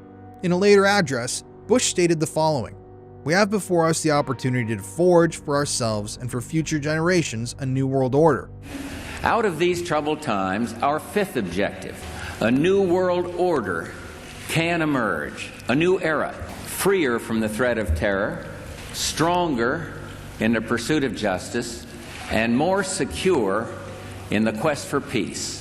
An era in which the nations of the world, East and West, North and South, can prosper and live in harmony. 100 generations have searched for this elusive path to peace, while 1,000 wars raged across the span of human endeavor. And today that new world is struggling to be born. We have before us the opportunity to forge for ourselves and for future generations a new world order, a world where the rule of law, not the law of the jungle, governs the conduct of nations. We have a real chance at this new world order, an order in which a credible United Nations can use its peacekeeping role to fulfill the promise and vision of the UN's founders. What is at stake is more than one small country. It is a big idea, a new world order where diverse nations are drawn together in common cause to achieve the universal aspirations of mankind: peace and security, freedom, and the rule of law. Now we can see a new world coming into view, a world in which there is the very real prospect of a new world order. In the words of Winston Churchill, a world order in which the principles of justice and fair play protect the weak against the strong. That, of course, sounds like a good thing to most Americans. However, its true meaning could be something quite different and far more volatile. As for the 1,000 points of light, some researchers have seemed to decode the reference. It's been said that inside the Mothers of Darkness castle, the Chateau De Amerois, a special ceremony room exists that is reserved for the highest levels of the elite's rituals. In Fritz Springmeier's book, Bloodlines of the Illuminati, he cites the Chateau De Amerois as a place that he was told this happens at. According to him, the cathedral of the building allegedly hosts a large domed ceiling containing 1,000 points of light. Could these be the 1,000 points of light that Bush was referencing? And could his New World Order be a reference to the Illuminati and world domination? A man named Stephen Dolan's allegedly has insight. In regards to the references made by George H.W. Bush, Dolan said that he had spoken to a woman in Baltimore who claimed, then proved, to be Bush's campaign manager. She said that she was there the night Bush made the speech at the Republican National Convention. When she approached Bush after the speech, she said, "I want to be a part of that 1,000 points of light." In response, according to her, Bush grabbed her by the shoulder, his face becoming severe. He then told her, "I have no control over that." Could Bush have visited the chateau, this castle with its domed ceiling and 1,000 points of light? Could he, along with other members of his family, have gone there to help achieve their status? Some claim that Bush and his family have been involved in the Illuminati for many years, as 4 generations of the family have attended secret societies such as Yale's Skull and Bones and Bohemian Grove. Some even claim that the Bush twins, Jenna and Barbara, were inducted as 2 of the witches of Chateau De Amerois. But the Bush family isn't the only high-status name involved. Other names are mentioned in these documents and books, such as the Rothschilds, the Royal Family of England, and members of the Bilderberg Group. Many of these names continue to pop up in Illuminati conspiracy theories across the world. And even more concerning, similar themes continue to appear. In Bohemian Grove, like we've talked about before, a mock human sacrifice is said to play out. And we've talked about Bohemian Grove before, you know what I'm saying here in its connections to Freemasons and the Illuminati. But there are so many coincidences in this whole thing. One such coincidence was the fact that Marc Dutroux was not the only serial killer operating in the area of southern Belgium at the time of his arrest. Michael Fourniret was a French serial killer who confessed to the murder of 12 people, nearly all women and girls, ages ranging from 9 years old to 30. He, like Marc Dutroux, had murdered young girls. Some of the bodies of his victims have never been found, but Fourniret was known to operate in both France and Belgium from 1987 to 2003, a nearly identical time span to Dutroux. In fact, one of Fourniret's victims was thought to have been abducted by Dutroux instead, a 12-year-old girl named Elizabeth Brichet. But these weren't the only similarities. After a robbery turned murder, Fourniret purchased the Chateau de Amerois, where he buried 2 of his confirmed murder victims. This castle, only just on the other side of the Belgian border into France, lies only 30 minutes away from the Chateau De Amerois. We actually visited the Chateau de Amerois. Let's take a look. Alright guys, so I'm going to be wearing sunglasses in today's episode because, as you can see, I've developed an insanely terrible eye infection over the last day on the tail end of our trip here through England, France, and Belgium. Right now though, I'll walk down here. Let's see how much you can see from the public road.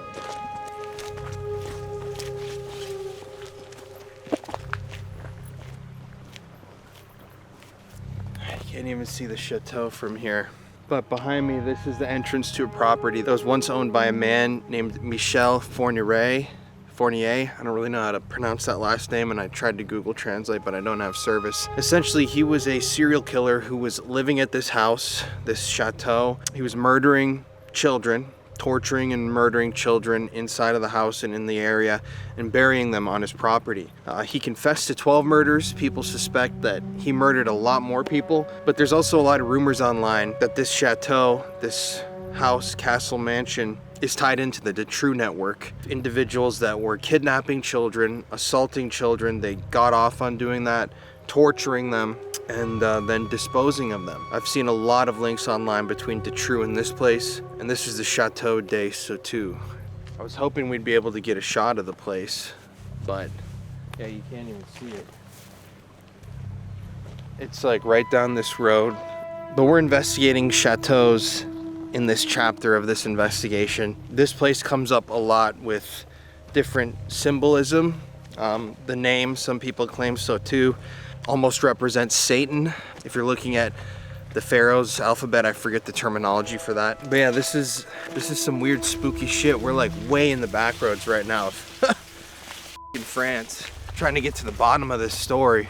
It's disturbing shit because right now we're about 30 minutes away from the Chateau De Amerois, which is the main crown jewel of this portion of the video. And that's where all of these rituals are taking place. So I find it really hard to believe that in the same time period that Marc Dutroux, the infamous pedophile murderer, the same time that he's in Belgium in a town that's less than an hour from here, he's running this massive ring that's across Europe. I find it weird that there would be a serial killer operating. What is that? Bird. That there would be a serial killer operating 30 minutes from the castle where these rituals are supposedly taking place, where children are murdered. That was a fucking bike. It's a dude on a bike. And that there would be no connection. Definitely got horror movie vibes out here.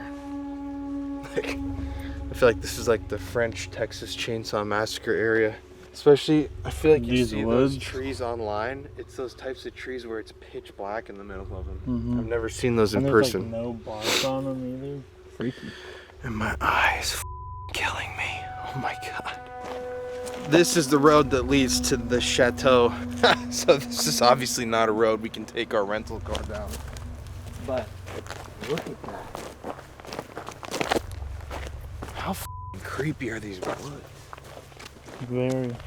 These are the kind of woods you'd find like monsters in. Seriously. Human and cryptid. Yeah, right when we got here too, we heard like a scream come from the forest. It literally sounded like a monster growl. And we were both, we're like, what the what was that? It literally was like, right? But it's weird, it didn't sound like an animal. It sounded like, I don't know. It sounded like a monster, yeah. Like straight up, like some shit you'd hear in a horror film. So right now, we're about 35 minutes from the Mothers of Darkness castle, the Chateau De Amerois. And that place is the center point, pretty much any and every conspiracy. And yeah, 30 minutes away is the house of one of the most notorious serial killers of the same time period, who was also murdering children, which is supposedly what still happens at the Chateau De Amerois.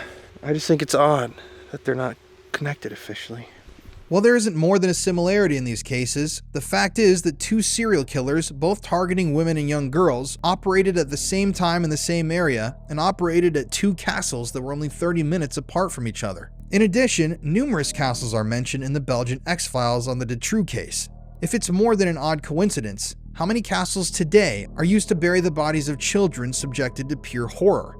Was Forneray part of this horrific cult as well? And how many victims did he bring to its masters? Meanwhile, the Sauves, the people who supposedly own the Chateau De Amerois, are quiet on this entire subject. They don't feed into the rumors, nor do they dispel them.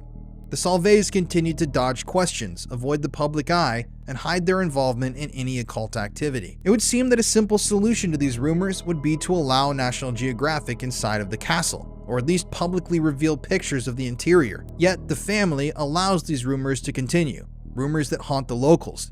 The rumors are as dark as they could possibly be, with some even pointing to a so-called satanic triangle of sorts connecting three castles in the area together, and stating that children who disappear from all over Europe end up there. The practice of sacrificing, and especially of sacrificing children, goes back thousands of years and is rooted in the history of numerous cultures. But why allow such rumors to continue to breathe life? Could it be that the family finds these rumors so laughable that they refuse to even acknowledge them? Clearly, someone did, as 20 of the Dutroux witnesses, and Ronald Bernard, paid the price for trying to speak out. Regina Louf, the most famous witness of the Dutroux case, believes she's only alive because she knows so much. She believes that if she were to be silenced for what she said, it would mean that all of her words had merit and that people would have to believe her. Instead, she was painted as a lunatic by the media, but many still believe her stories, including me. The stories of her accounts, as well as the accounts of many satanic ritual victims, all match up. Around the world, other alleged satanic rings are rife with witnesses who say they attended rituals where children were sacrificed and where mind control through ritual and torture was commonplace. Human hunting has also been well documented, even in media, with the series Thieves of the Wood depicting the aristocracy hunting, and murdering the peasants they rule over. Strangely enough, the series is Belgian, set in 18th century Flanders. Could it be another nod at the Illuminati, brazenly carrying out evil and unspeakable acts on those they view as peasants? The name even causes one to wonder. Could the Thieves of the Wood be the child kidnappers prowling Europe and hiding their victims in the Ardennes? Signs and symbols of these horrific practices are everywhere, yet the information has been suppressed time and time again. Whether through cover-ups, suppression of evidence, scrubbing it from the internet, or murder of witnesses, the world's elite have done their best to make sure no one knows anything about the evil magic practiced behind the walls of Chateau De Amerois. In 2013, a Russian blog called Zamki Mira uploaded pictures of the property of Chateau De Amerois. The blog talked about having watched movies like Eyes Wide Shut and afterwards wanting to visit one of the most scandalous places in Europe. They acknowledge the rumors of the castle, but state that Dutroux merely benefited from the country's existing corruption and incompetence. They decided to go to the castle themselves to see if the rumors were true. All they wanted to do was look at the fence, so they claimed, but when they arrived, though there were no trespassing signs, they discovered that the gate was open. Heading into the castle is a checkpoint, and when they saw the gate was open, they simply went inside. According to them, they saw no state-of-the-art security system, no barbed wire, no tripwires, or anything like that. They wandered the property freely, even taking pictures of horses and donkeys in pastures. Approaching the castle itself, they said they encountered two children driving toy cars. They were two girls around the age of 6. The girls followed the visitors to the entrance and ran to a tall middle-aged man and told him they had guests. The man looked horrified that strangers had wandered onto his property. The blog states that this is because since the rumors went public, people have been arriving at the chateau and offering to sell their souls to the devil. However, according to them, everything seemed normal about the place, and the tourists left as freely as they entered, even posting their photos online for all to see. The castle had seemed uninhabited to the tourists on their approach, peaceful and picturesque. The only oddity about the post is that no name is ever mentioned, nor is a picture of anyone's face clearly posted. There are no pictures of the children or the man they met. They don't even mention if the adult was a Sauve, nor if the two girls were their children. Regina Louf stated something in her interview with Panorama that strikes as all the more heartbreaking. Part of her training was to make everything appear as if it was normal. She would go to school with the mask of an average girl on. Then when she went home, she would take it off and become the victim of a horrible cult. She was well trained, she said, never giving the idea that anything was abnormal. All had to appear calm on the surface so that the darkness could boil beneath. Children go missing every day. It's a horrific truth of our world and the greatest fear of every parent alive. Most people don't want to consider what happens to the innocents among us who vanish without a trace. But someone knows, especially the ones behind it. How could rumors of things as dark as child sacrifice have merely come from a family who valued their privacy? And how could stories upon stories mount of a coven of satanic witches unless someone somewhere saw it for themselves? The Chateau De Amerois is a den of darkness, surrounded by secrets and horrors. A captivating enigma, it earns this reputation for all the wrong reasons. The theories and beliefs of the castle and its inhabitants may sound too terrible to be true, but if history is any teacher, these nightmarish events could be occurring behind the building's powerful walls. Worse, hunters of children could be wandering its woods, taking part in the most sickening entertainment imaginable. Thoughts continue to drift back to the cult of Abraxas and their high priestess requesting children for a specific ritual. Thoughts then drift to the police who counted themselves among their ranks. Then they wander to the mine complex. And there's just so much more. So what other secrets does the Chateau De Amerois hold? But now, we couldn't end this without a visit ourselves to the Chateau De Amerois. So let's cut to August 2024, when Connor and I entered the country of Belgium to go visit the Mothers of Darkness Castle to try to track down the source of these conspiracies and look evil straight in the eyes.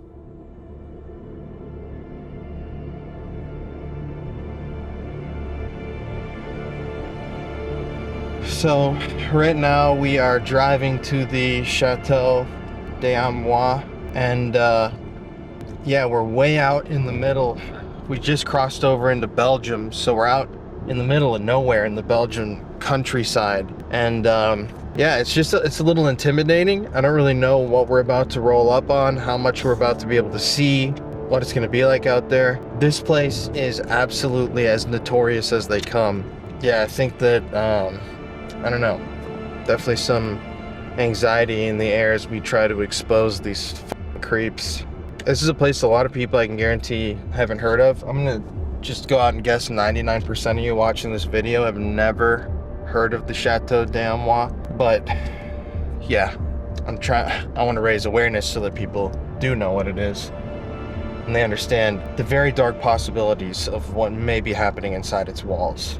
But yeah, we're 3 minutes away.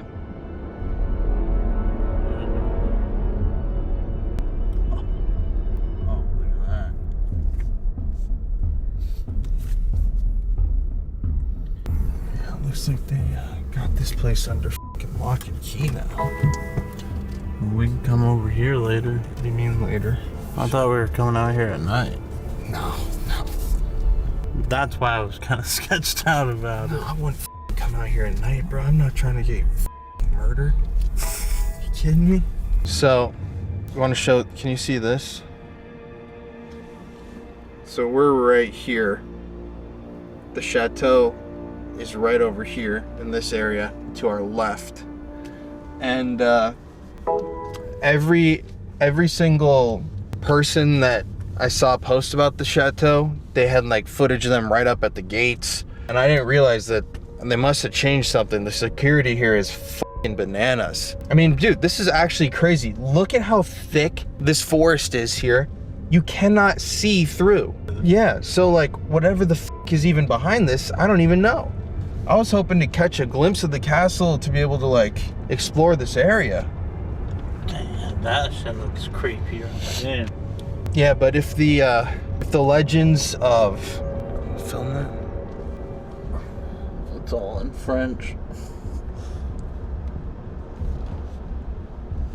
No access. If the allegations of human hunting parties that happen here are true, that would mean that it would be most likely in this forest area where those kids are being hunted and murdered. But I gotta say, this is a fucking creepy ass road, man. This really is unbelievably isolated.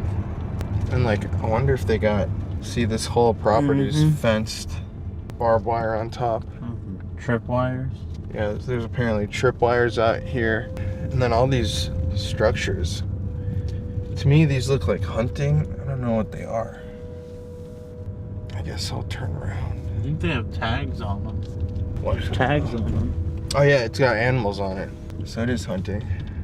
I'm gonna turn around at the next turnaround. Oh my god, I can barely open my eye. Can't see it. If you can see up there, private property. Do you see anything down that road? There's trees. So this is all the Chateau De Amerois property right here. Every single access point to this place is heavily, I wouldn't say heavily guarded, because, I mean, really, if you were dedicated, you could get in there pretty easily, I would say. But I wonder why no one's ever done that. Because nobody's dedicated to get murdered by the Illuminati. Or maybe nobody survived to tell the tale. It is crazy, though. Like, for just some random old f***ing Belgian castle that apparently nothing's ever happened for it. Yeah, happened at in the middle of nowhere. You can't even f***ing see the castle. It's like kind of insane how there's like literally no place to even look at the damn castle. I mean, pretty much all the other chateaus all over Europe. I mean, they're very, I mean, it's like a tourist thing that people do. And people are really open about it. People want you to come see the beauty of these places. But this one's, for some reason, very blocked off from society. No pictures. I mean, even like big news channels have reached out trying to look inside the place and they get turned down. You know what it really reminds me of? Last month we were at Bohemian Grove.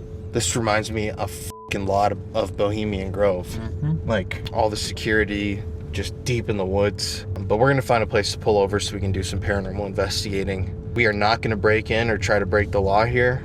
We value our lives and our safety, but we're gonna get about as close as you can get to conduct a paranormal investigation. Now, something else interesting that I just noticed just driving back along the way, look at this side of the woods. Look at how you can see the sunlight through there. You can see the sky. It's not nearly as dense. And then literally right across the road, it's so thick you can't even see the sky. That has to be intentional, wouldn't you think? Like, what the f***'s up with that? Like, even right here. This is completely, you can see through all this. And this, it's so tall and so thick, you literally cannot see 10 feet into the woods right there. I mean, that's just wild to me.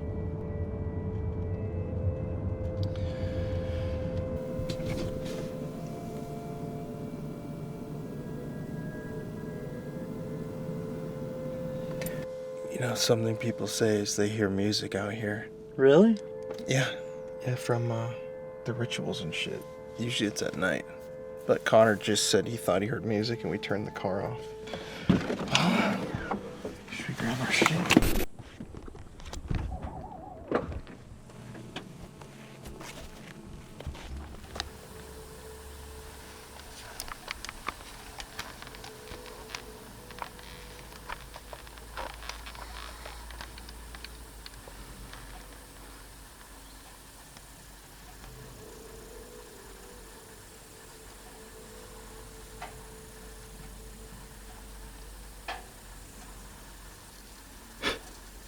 It's like singing bowls. Yeah, it's coming from, it sounds like it's coming from, Like this way. which is the chateau.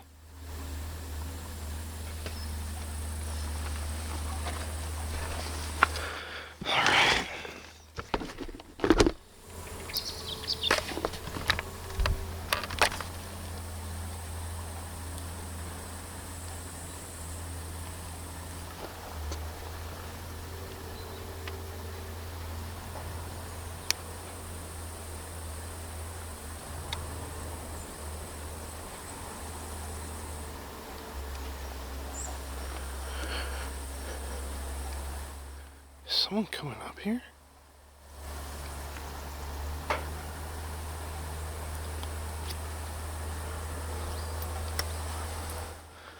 I don't know what it is.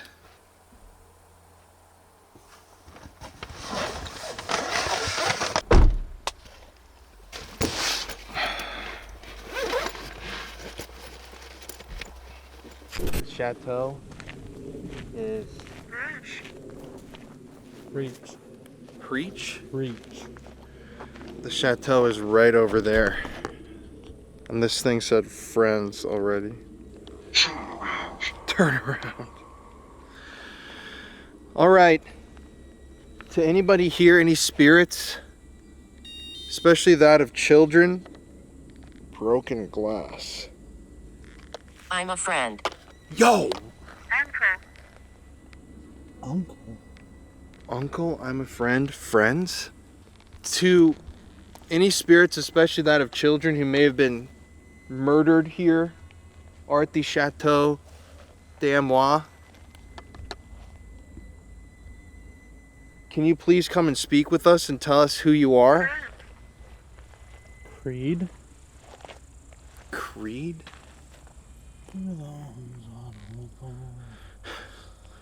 Or, I mean, like... A creed they from... made a creed? From a secret society.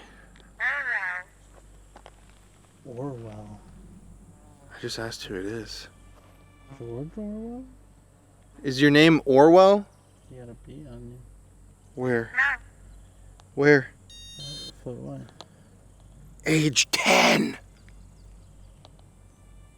Mick. Mick. Is your name Mick?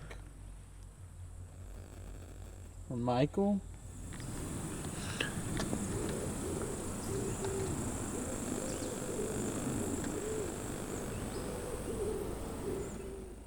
I'm getting like weird pressure in my ears. Desegregated. Desegregated? Snippet? So is this a 10-year-old kid named Orwell? Keeps sounding like there's fucking movement in this shit. Yes. It is a 10-year-old kid named Orwell?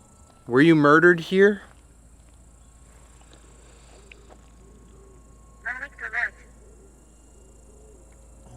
Amygdaloid?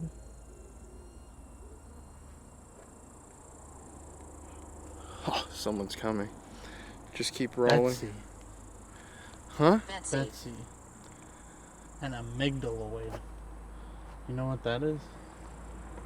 Make sure you film if there is something. Morgue. Morgue? Morgue. GNP? I want to set our stuff right here. Amygdaloid GNP. I want to know what an amygdaloid is. We've heard so many things about this place, Orwell. Or Mick. What the fuck is that noise? That sounds like an airplane. No. It's that like ringing noise.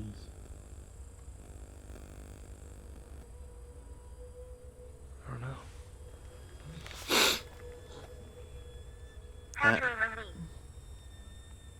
Patrimony? Can you tell us about some of the things that happened at the Chateau De Amerois?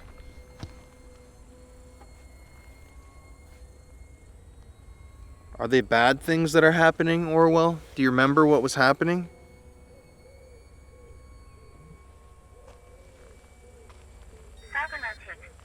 Disowned. Disowned, cybernetic? Patricia. Patricia. Shooting. Were you disowned from your family? Shootings, what happens? The hunting parties? I'm thinking like maybe they're like orphans or something. Yeah. No, there's a video of a woman who,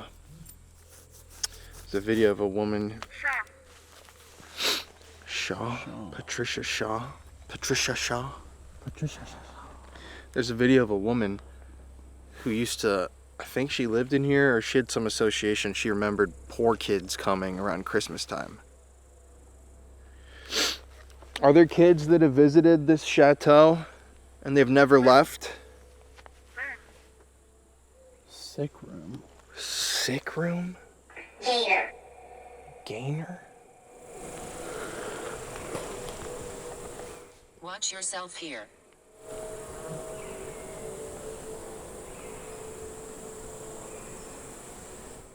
Where are those noises coming from? Online.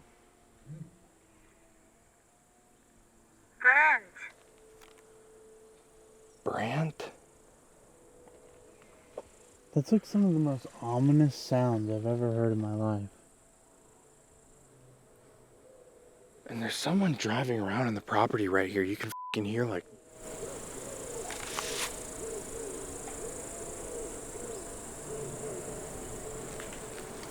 You. Wait.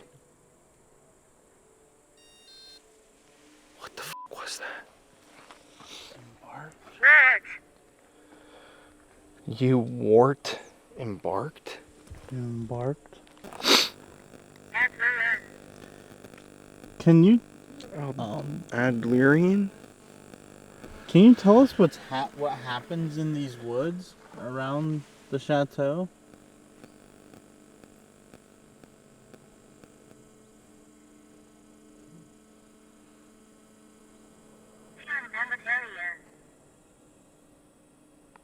Humanitarian? It sounds like trees getting knocked over. Violet. Humanitarian violet. Do any of you guys remember a guy named Mark DeTrue coming here?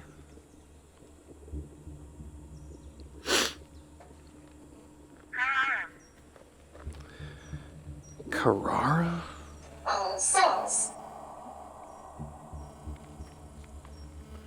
It was a good amount of time ago that happened. Do you remember him?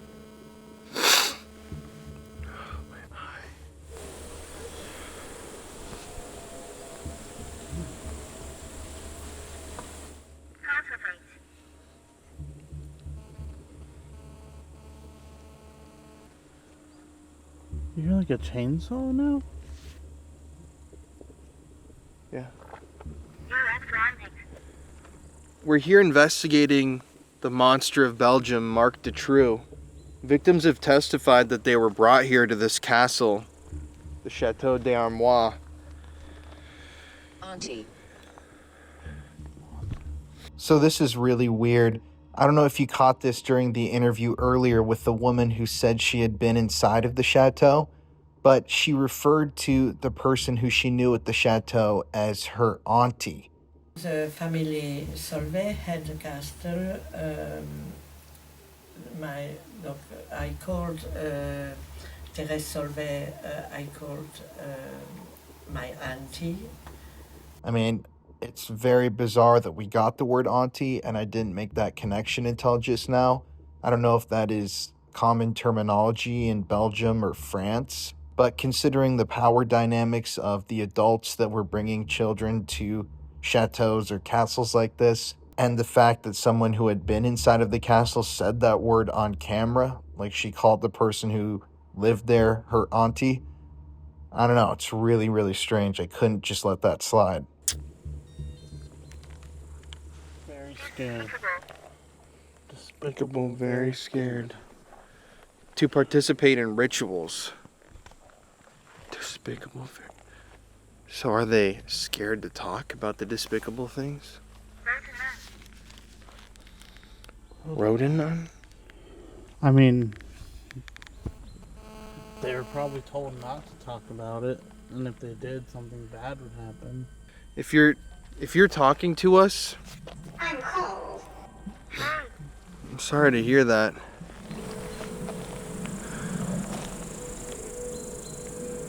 Could you tell us anything you know about the castle? You don't need to be scared. Indelicately. We're not going to hurt you. We're trying to help you.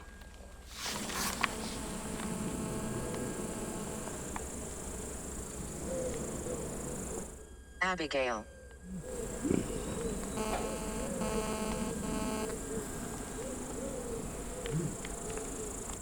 We were getting Abigail the other night. Yeah. Oh, yeah. With Nico. With Nico. Bell Tower. I mean... Wait.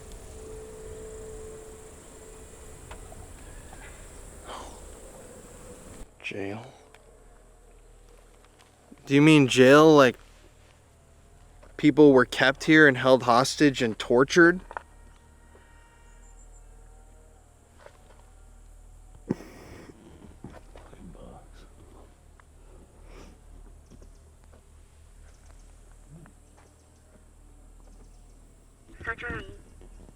Surgery.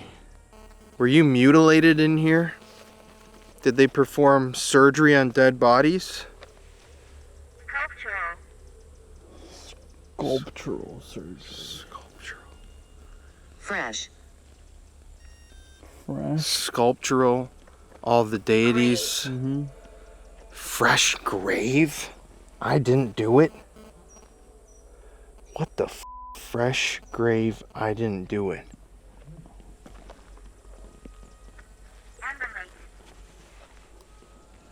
Animate. I'm thinking like, I mean, like sculptural surgery. Are they doing shit with body parts and shit out here? Oh. Stacy. Are they doing shit with body parts out here? Was there any organ harvesting? Or... He killed.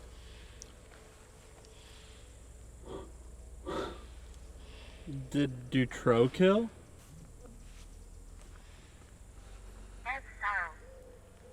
Exile. Who killed? Can you tell us who the killer is? Victor? What the f? Stay and talk. I wonder if we went back and looked at anything about this property. If there's any Victor? Stranded. Welcome. Meet.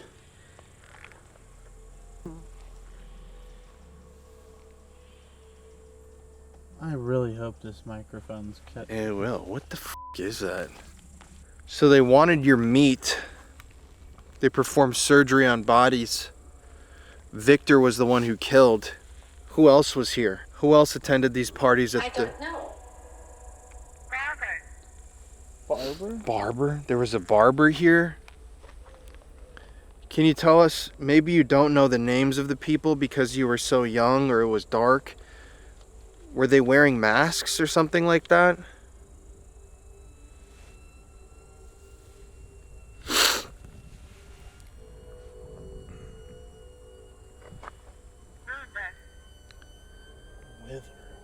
Withered masks? We're withered men. I've heard from a lot of people that Mark Dutroux supplied children here to be used in rituals and murders. Is that true? TypeScript. Is that true?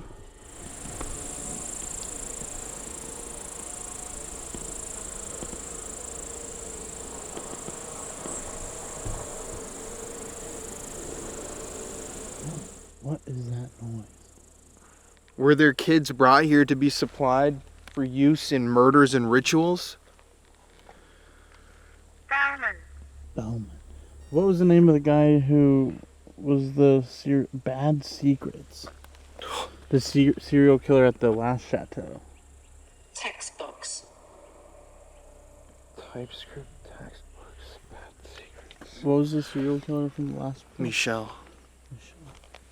Fordinay, I think. Did Michel Fordinay ever visit this chateau?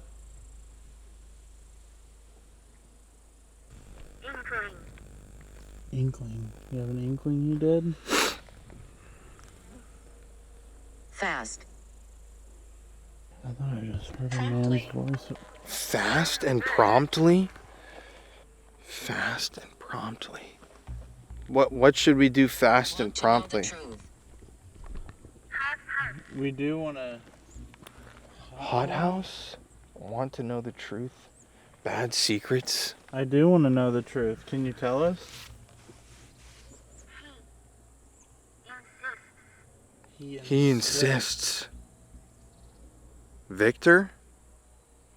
Or Mark? Schoolgirl?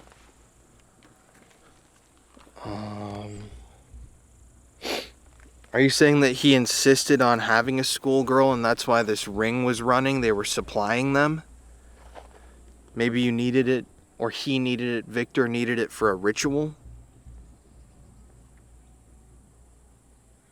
The birds out here make some creepy noises, dude. I don't with it. Slum. Sliced. Sliced. Slum sliced. So that's bus, schoolgirl bus, slum sliced.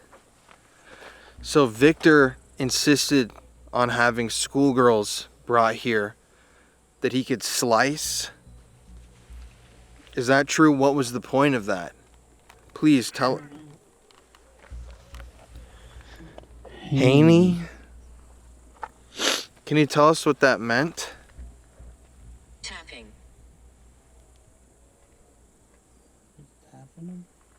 Can you please be more descriptive about what they were doing that for?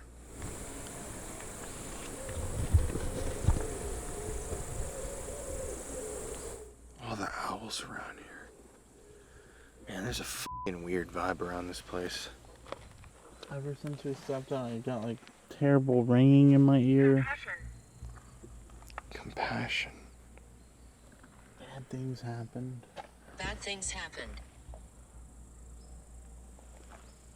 That's so crazy. I'm asking, what did they do all that for? Bad thing. Were they trying to summon something, or were they worshiping Lucifer?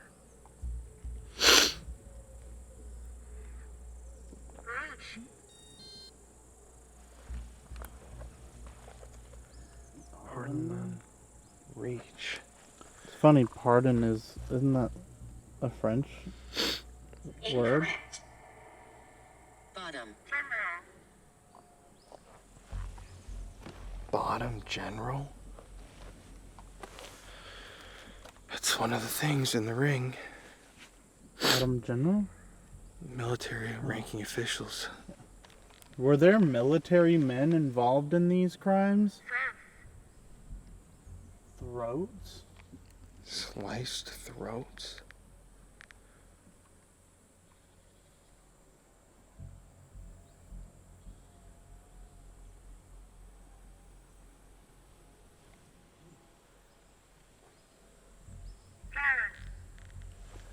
Sliced throats gallon.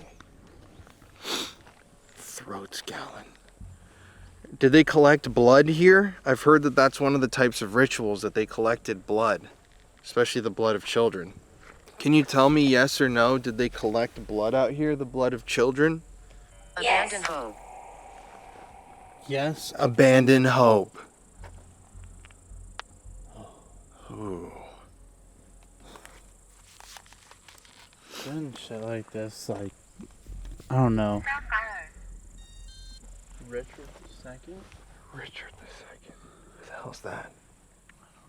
Sapphire. But I'm saying, I don't know if it conveys it stable. They do have stables here. Over the camera as much as it does of what we feel when we're doing these videos. I mean, terrible things happening. Stay away. And it's just like, you can feel it in your body, you can feel it in your head. Yeah, this area feels evil. Are they still meeting here to murder children, collect their blood, assault them?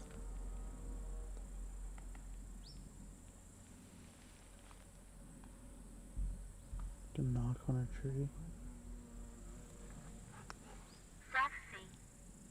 Sexy?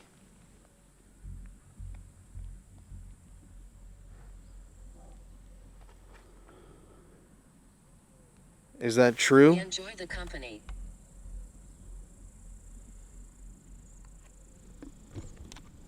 Are they still bringing children out here to be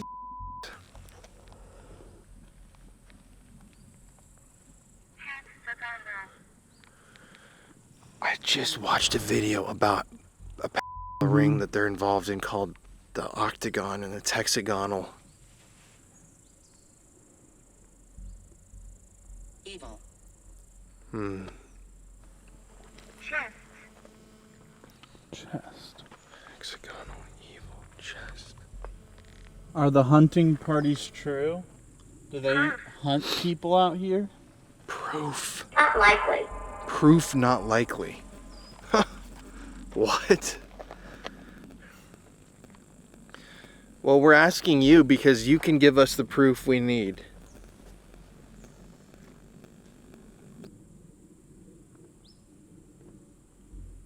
What do you want us to know about what happens out here? Feather brain. Feather brain? What the Nightmares. Nightmares happen out here. Alright, we're gonna use a different way to try and talk to you. Is that okay?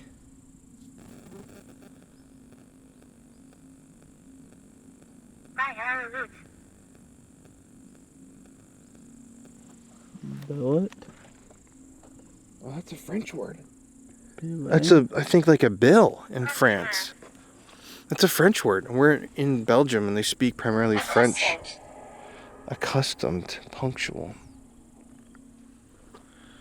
Alright, let's do an Estes method. You want to do DR60? Yeah.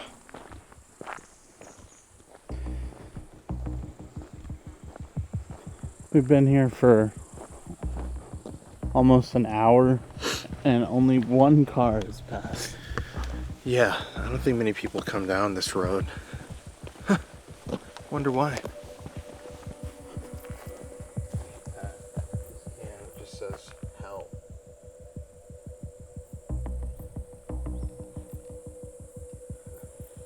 Let's do a DR60. To whoever's here with us that we've been speaking to, can you tell me your name, please? Just say it.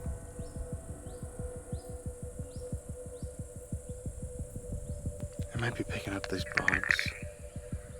Whoever's here with us that we've been speaking to, can you tell me your name, please? Just say it.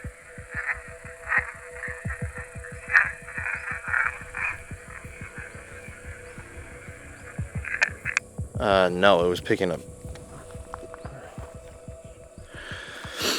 Okay, I'm really sorry I didn't listen hard enough. Can you tell me your name again, please? Can you tell us, have people been murdered on this property? Do you know the name Mark Detrue?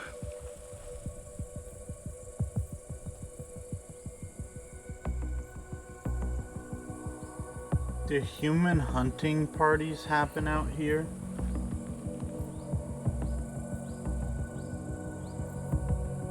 How about human sacrifices and rituals? Do those happen?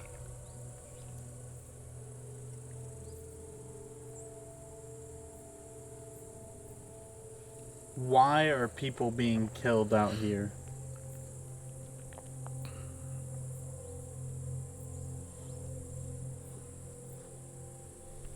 Is there something we can do for you?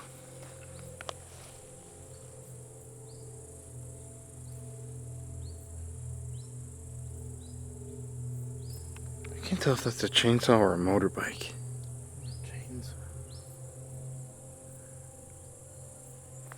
Film that way? There's a chainsaw coming from the chateau.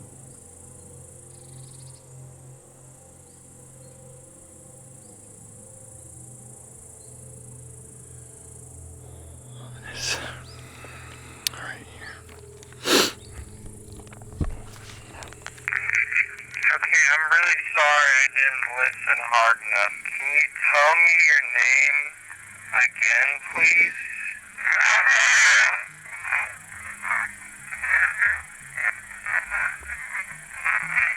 Can you tell us, have people been murdered on this property?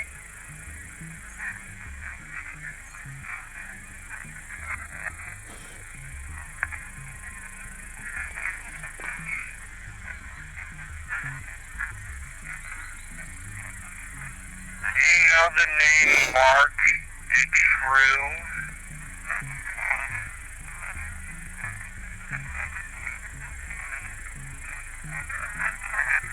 You're not picking up your voice. Do human hunting parties happen out here?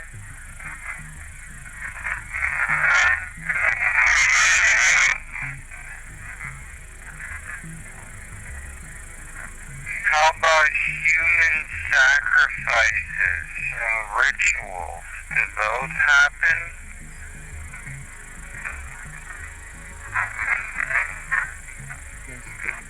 I heard sacrifices.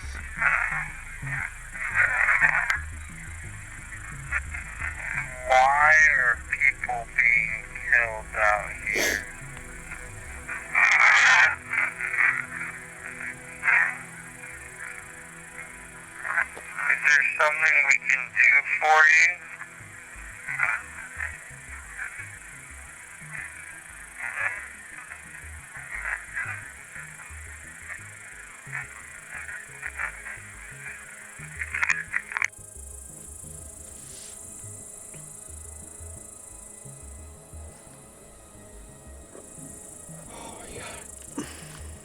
at my eye. Dude, my eye's so You look like shit. I really feel like shit. But, oh my god, those voices. What the hell was that? I have no clue. Here comes somebody right now.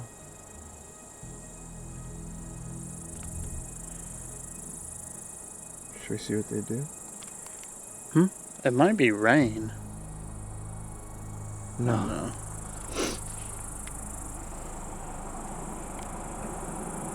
Maybe someone that doesn't want us to know what they're doing out here.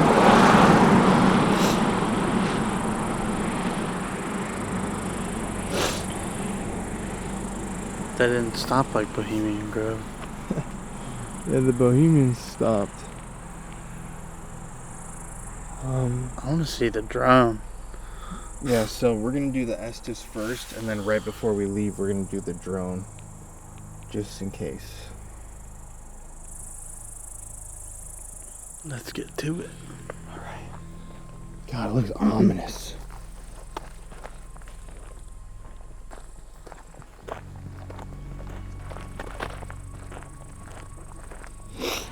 Quota Martha coefficient. Look at a statue monthly behind you. On here, and then what did it say? Saliva, I don't want. Quota Martha coefficient. Boostrophodon. Boostrophodon. He jumped. He jumped. Oh, it's eerie. We just left those running in the back of the car. We are going to do an Estes method sitting right here.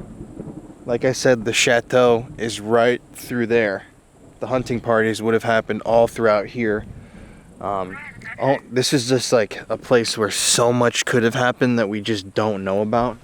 But Connor's going to go under because I honestly am the one that was pushing for this video. I've researched the Detrue case extensively, the chateau.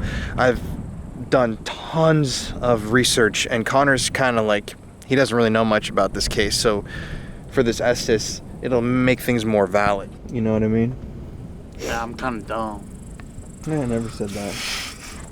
Alright.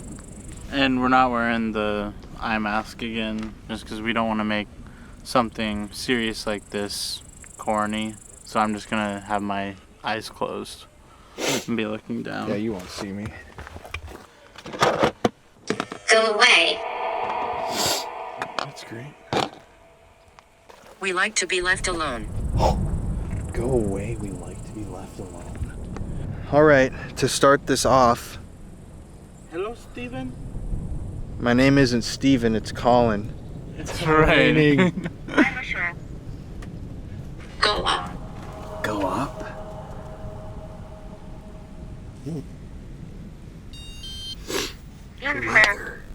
Leather. Go up, info. Call the doctor. It's starting to rain.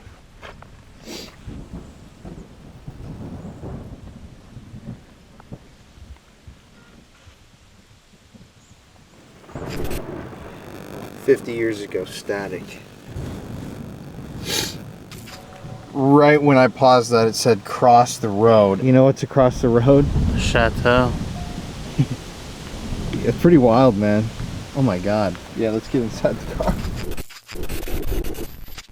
Hey everybody, it's Colin here. Thank you for watching today's video. Hello to all the new subscribers and hello to the rest of our beautiful, wonderful, spooky family. As you know, every single week here on the channel, we give away a free gift bag to one lucky viewer of the show. And this week, to enter the contest, all you have to do is like today's video, let's smash that like button, and comment pure evil in the comment section below. I'm going to give y'all 10 seconds to do this now. 10, 9, 8, 7, 6, 5, 4, 3, 2, 1. So go comment. You can comment multiple times. It helps the video so much. But anyways, let's get back to today's video. Thank you for listening to my little spiel. I love you guys so much, and stay spooky. Bird. Well, we got a bunch of things. Berlin, 50 years ago. Headache, left me, burned. Tap, it happened here. Alright, should we start? Yeah, so as you guys can see, it's like it just started raining like a lot right here. Too long. Too long? Taking too long to start? But look at that. So we're gonna do this in the car. Alright, man. You good? Go under. So, right now, in line. Talk to Jenny. Right now I want to talk to anybody who has been inside of the castle or Chateau Hear us. De Amerois. Have any of you been Major. in there? A major?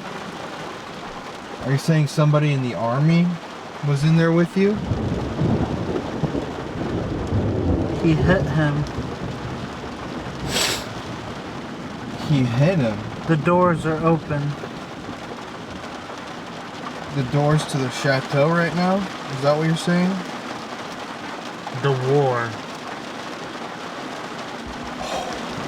Major war. This device just died. Can you tell me more about this Turn on the general? lights. Can you tell me more about this general military man that was here? Back home. He went back home after everything and just went back to his normal life? In a state. He went back home in a state? What do you mean?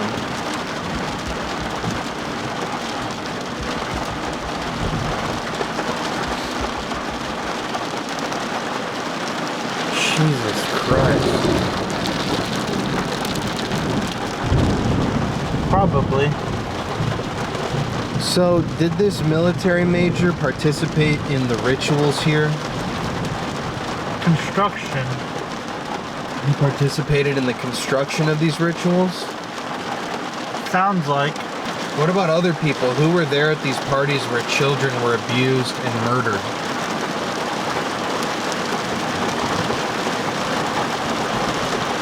Englishman.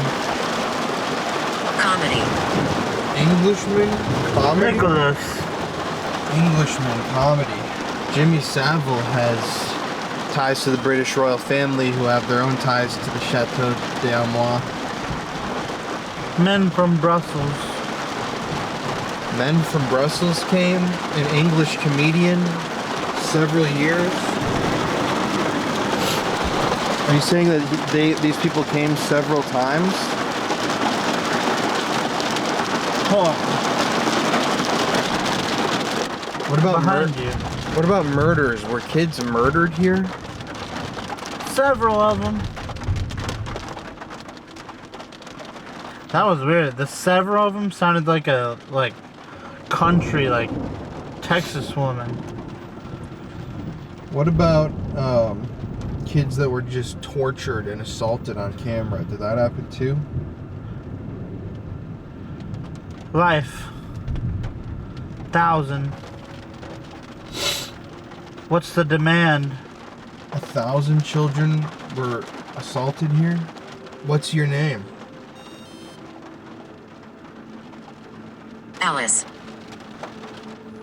That's fucking crazy. Alice? Ownership. One lost soul. One lost soul. Alice, who are you? Were you sacrificed here? We will touch you. A little one. Did you have terrible things done to you while you were here, Alice? They never asked for permission. If you don't mind me asking, I hate having to ask these questions, but do you remember how you died? Did you have your throat cut? Bludgeon? The f***? You were bludgeoned? Destruction. What were you bludgeoned by? Wood. What? Bludgeoned by wood? Is that a ceremony that they were doing?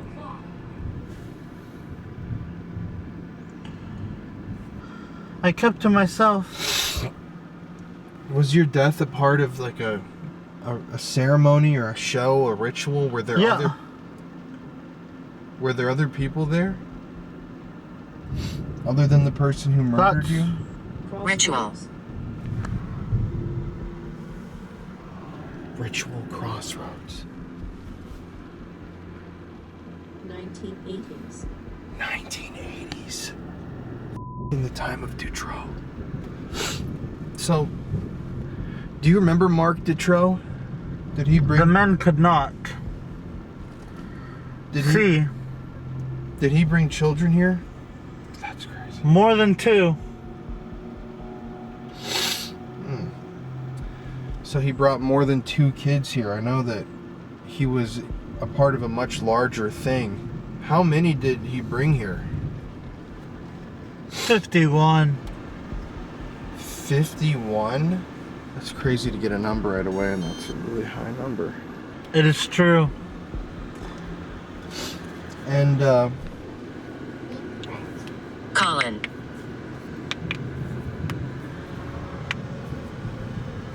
That's my name. How do you know my name? Crossed off. You're gonna cross off my name? Wait, is this still a child? Get out. We heard something speaking to us earlier that sounded... Victor. Dead human. Victor, dead human? Alright, who's Victor? Victor, were you a member of this cult that did these rituals? Or still does them? Most likely. Whistle. Victor, who are you?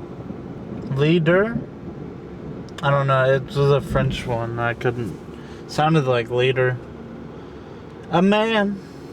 Was there ever any worship of the sun gods, the deities of light, like Lucifer? Yeah, I've seen it. And were children brought here to be as a part of these rituals? I share them. What injustice. What about the Mothers of Darkness, the Witches' Coven? Are they real?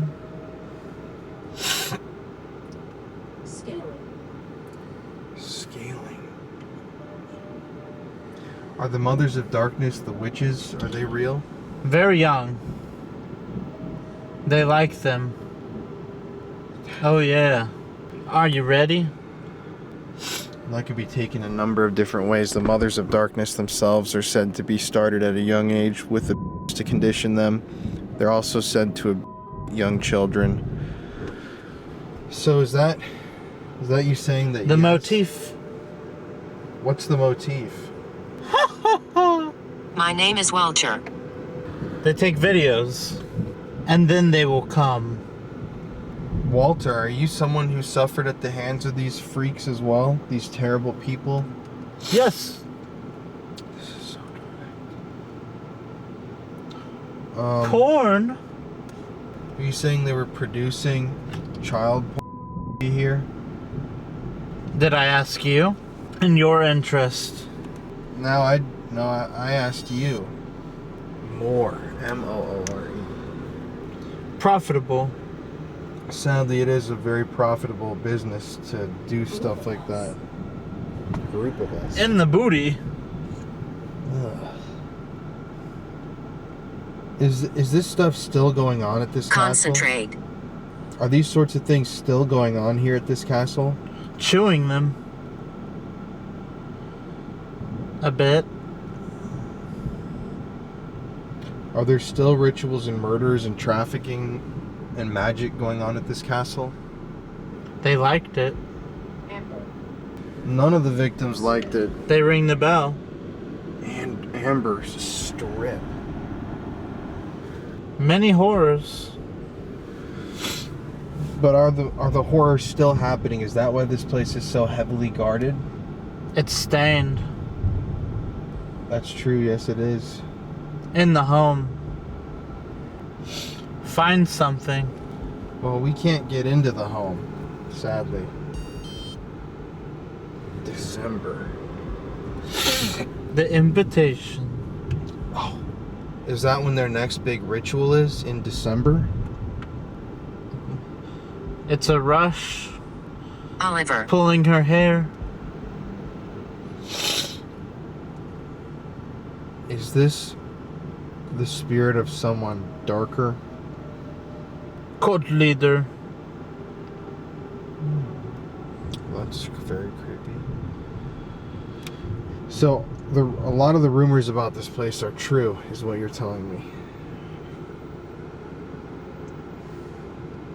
For the devil. Mine.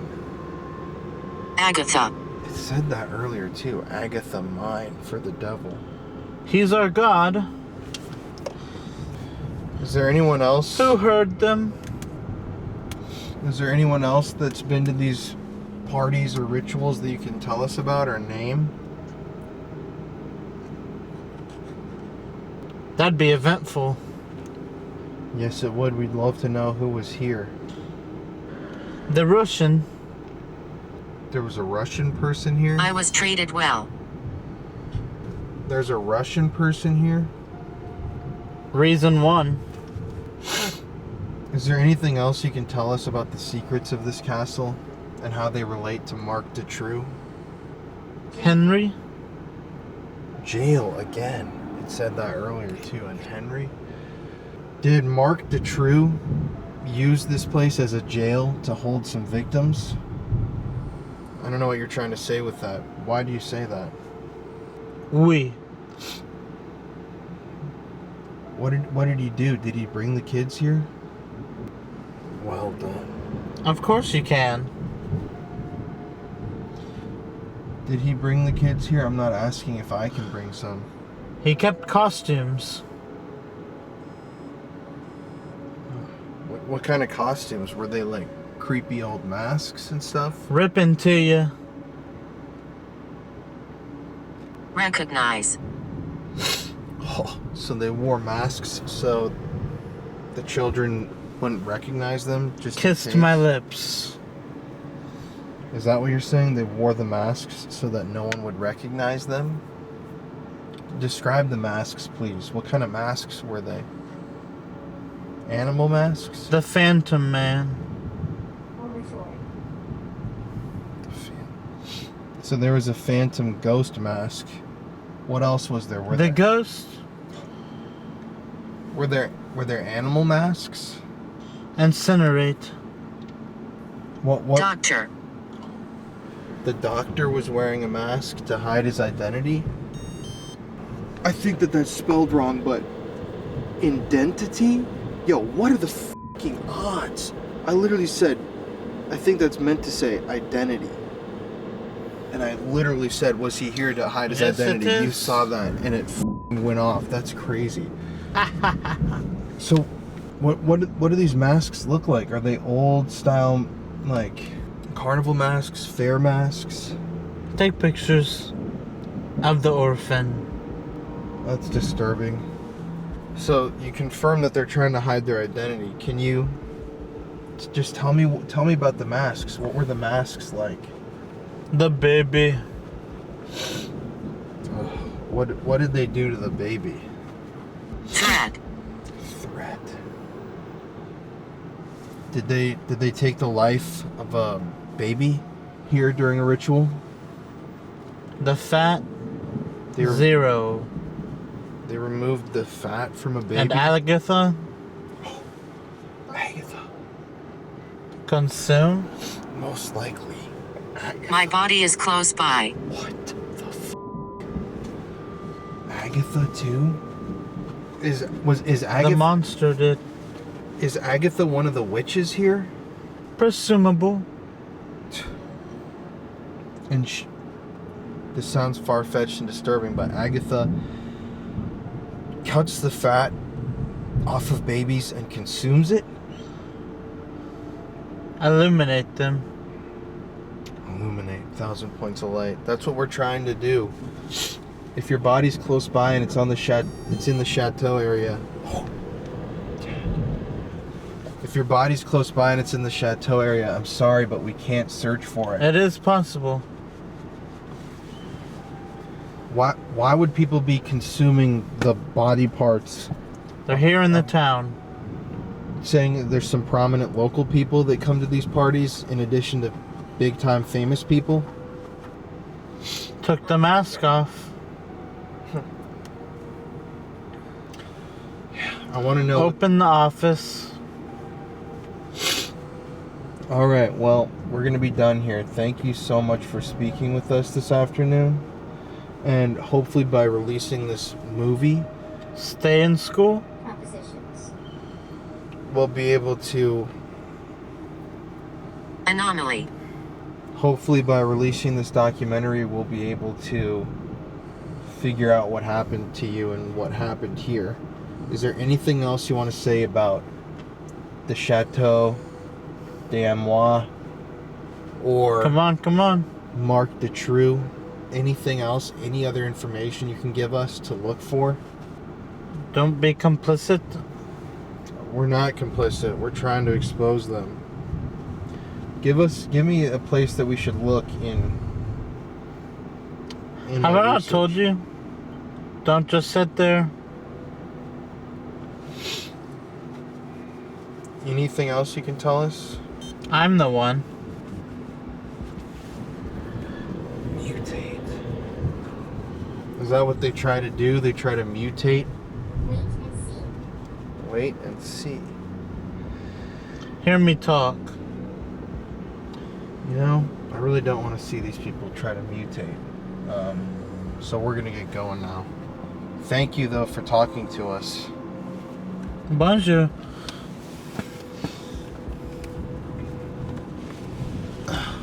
Power.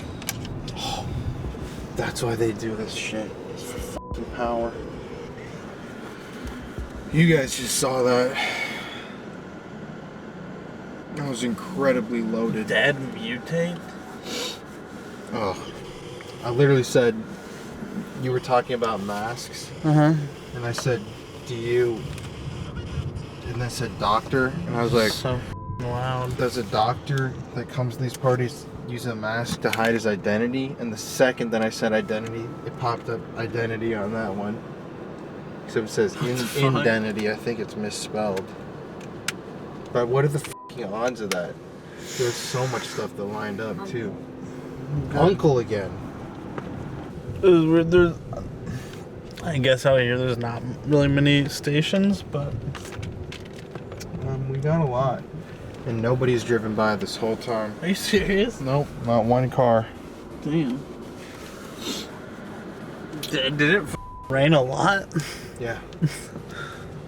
Well, I say we gotta fly the drone. I think so. Right when we stopped, pagan. The exact type of rituals that they think are going on here. Not to give... I want to say, also, we're not generalizing that all pagans are bad. I don't believe that in my heart. I know some people that are pagans that are amazing. But just same with Christianity, Judaism, Satanism. Every single branch of any religion, there's going to be the chunk of people that are good. Then there's going to be that small portion that are really, really bad. And if they're doing these pagan rituals, human sacrifices to these old gods, many attacks, John. Blanche. Then yeah, that's what we're trying to expose. But yeah, that's crazy. So, weirdly, all of our batteries were charged last night. Everything else is fine. Every single one of the drone batteries is dead. I don't know if they weren't hooked up properly. I might have plugged it in wrong. But it said John again. This is the second time it said John. But I'm gonna see if I have enough battery to literally just launch it up in the air and see if we can see the chateau. This is the part where if we were gonna really piss him off, we'd piss him off.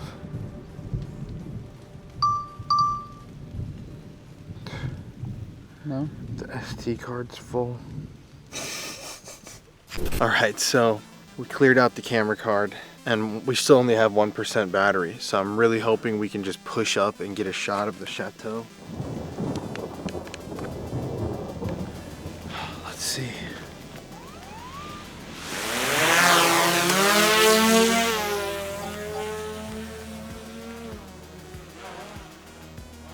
Maximum flight altitude reached.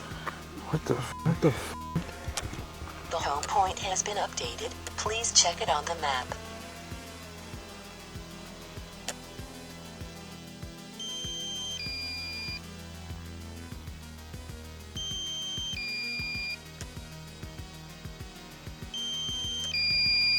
Is that it?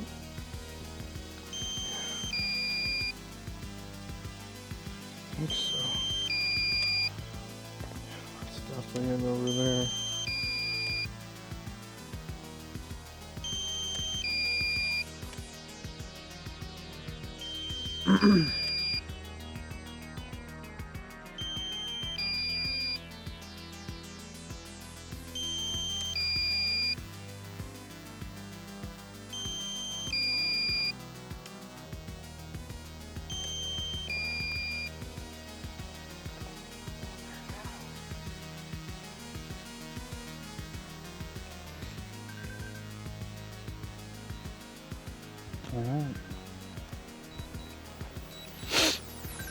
I got like half a second of a shot of it. So right here is one of the entrances to the castle. Don't know what that says.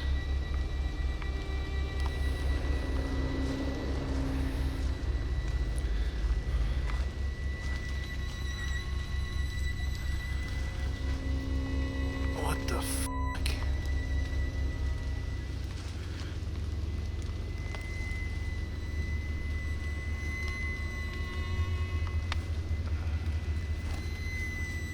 What the hell is this?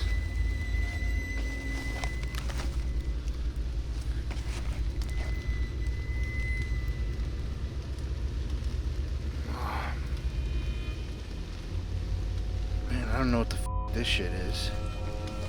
It's just sitting right next to the entrance.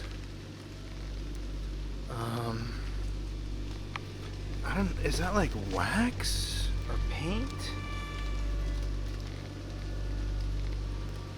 Dude, what is this?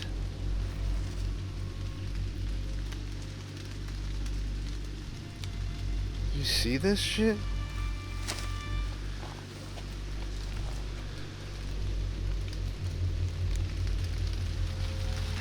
That was just sitting here, and as you can see,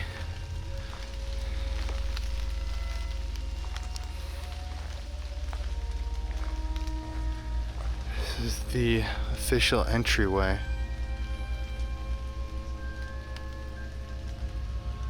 I only have one contact in, so I can't see very well.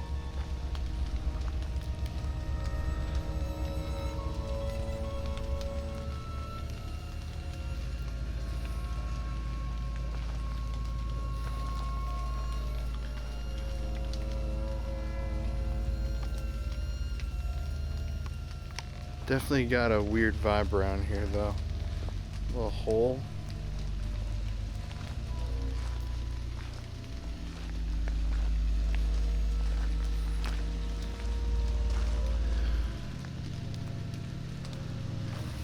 And yeah, I don't know what the hell this is.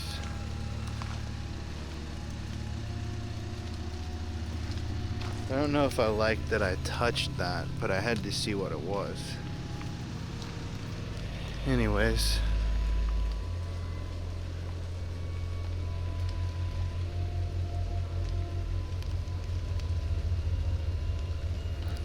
Do an infrared check, see if there's any security.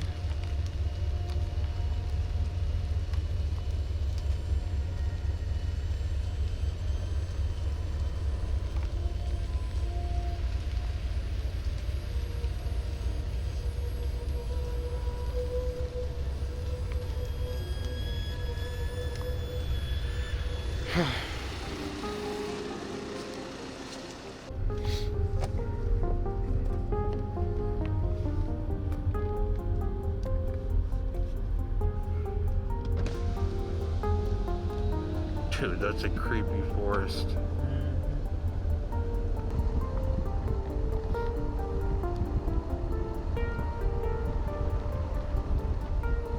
Look how dark it is in there. Dude, it's f***ing pitch black in there. Holy shit, that's crazy. This is that shit you see on Instagram where it's like... Would you go in this forest alone at night?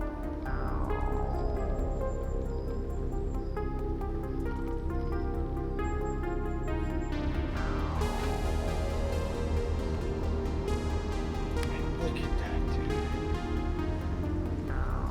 That is a great shot right there. This one's new. Now remember, in the historical portion of this video, we discussed allegations that human hunting parties occur outside of the chateau in these very woods. So it was a bit eerie to see these structures that are most likely used for hunting, literally on the chateau's property. What do you think these things are used for? Is it the hunting of animals? Or is it something darker that's put right out in the open so you'd never question a thing? I don't know, but it was a haunting visual. And before we left, we tried to drive right into the front gate of the chateau. Hold it on your lap. I'd pull up. Is it still rolling?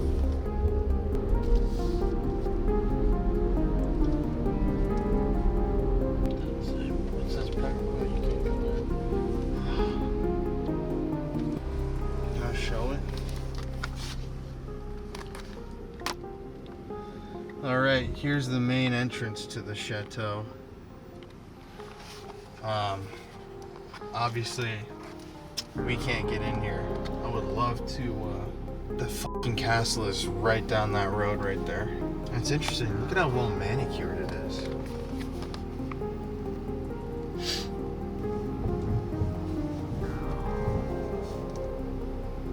Very well manicured.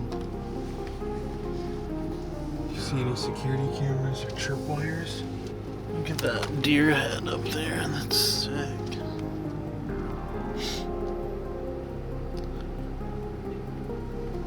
Interesting. Well, I was really hoping that we'd be able to get up there and see it. But yeah, I guess it's time to head to our final stop. Alright. So at the end of the day, what do you believe? Do you think that the Chateau De Amerois is just your average private residence tucked in the woods of Belgium? Or is it really the most evil place on earth? I can't force you to think a certain way, but I can present you with the facts. And until next time, stay spooky.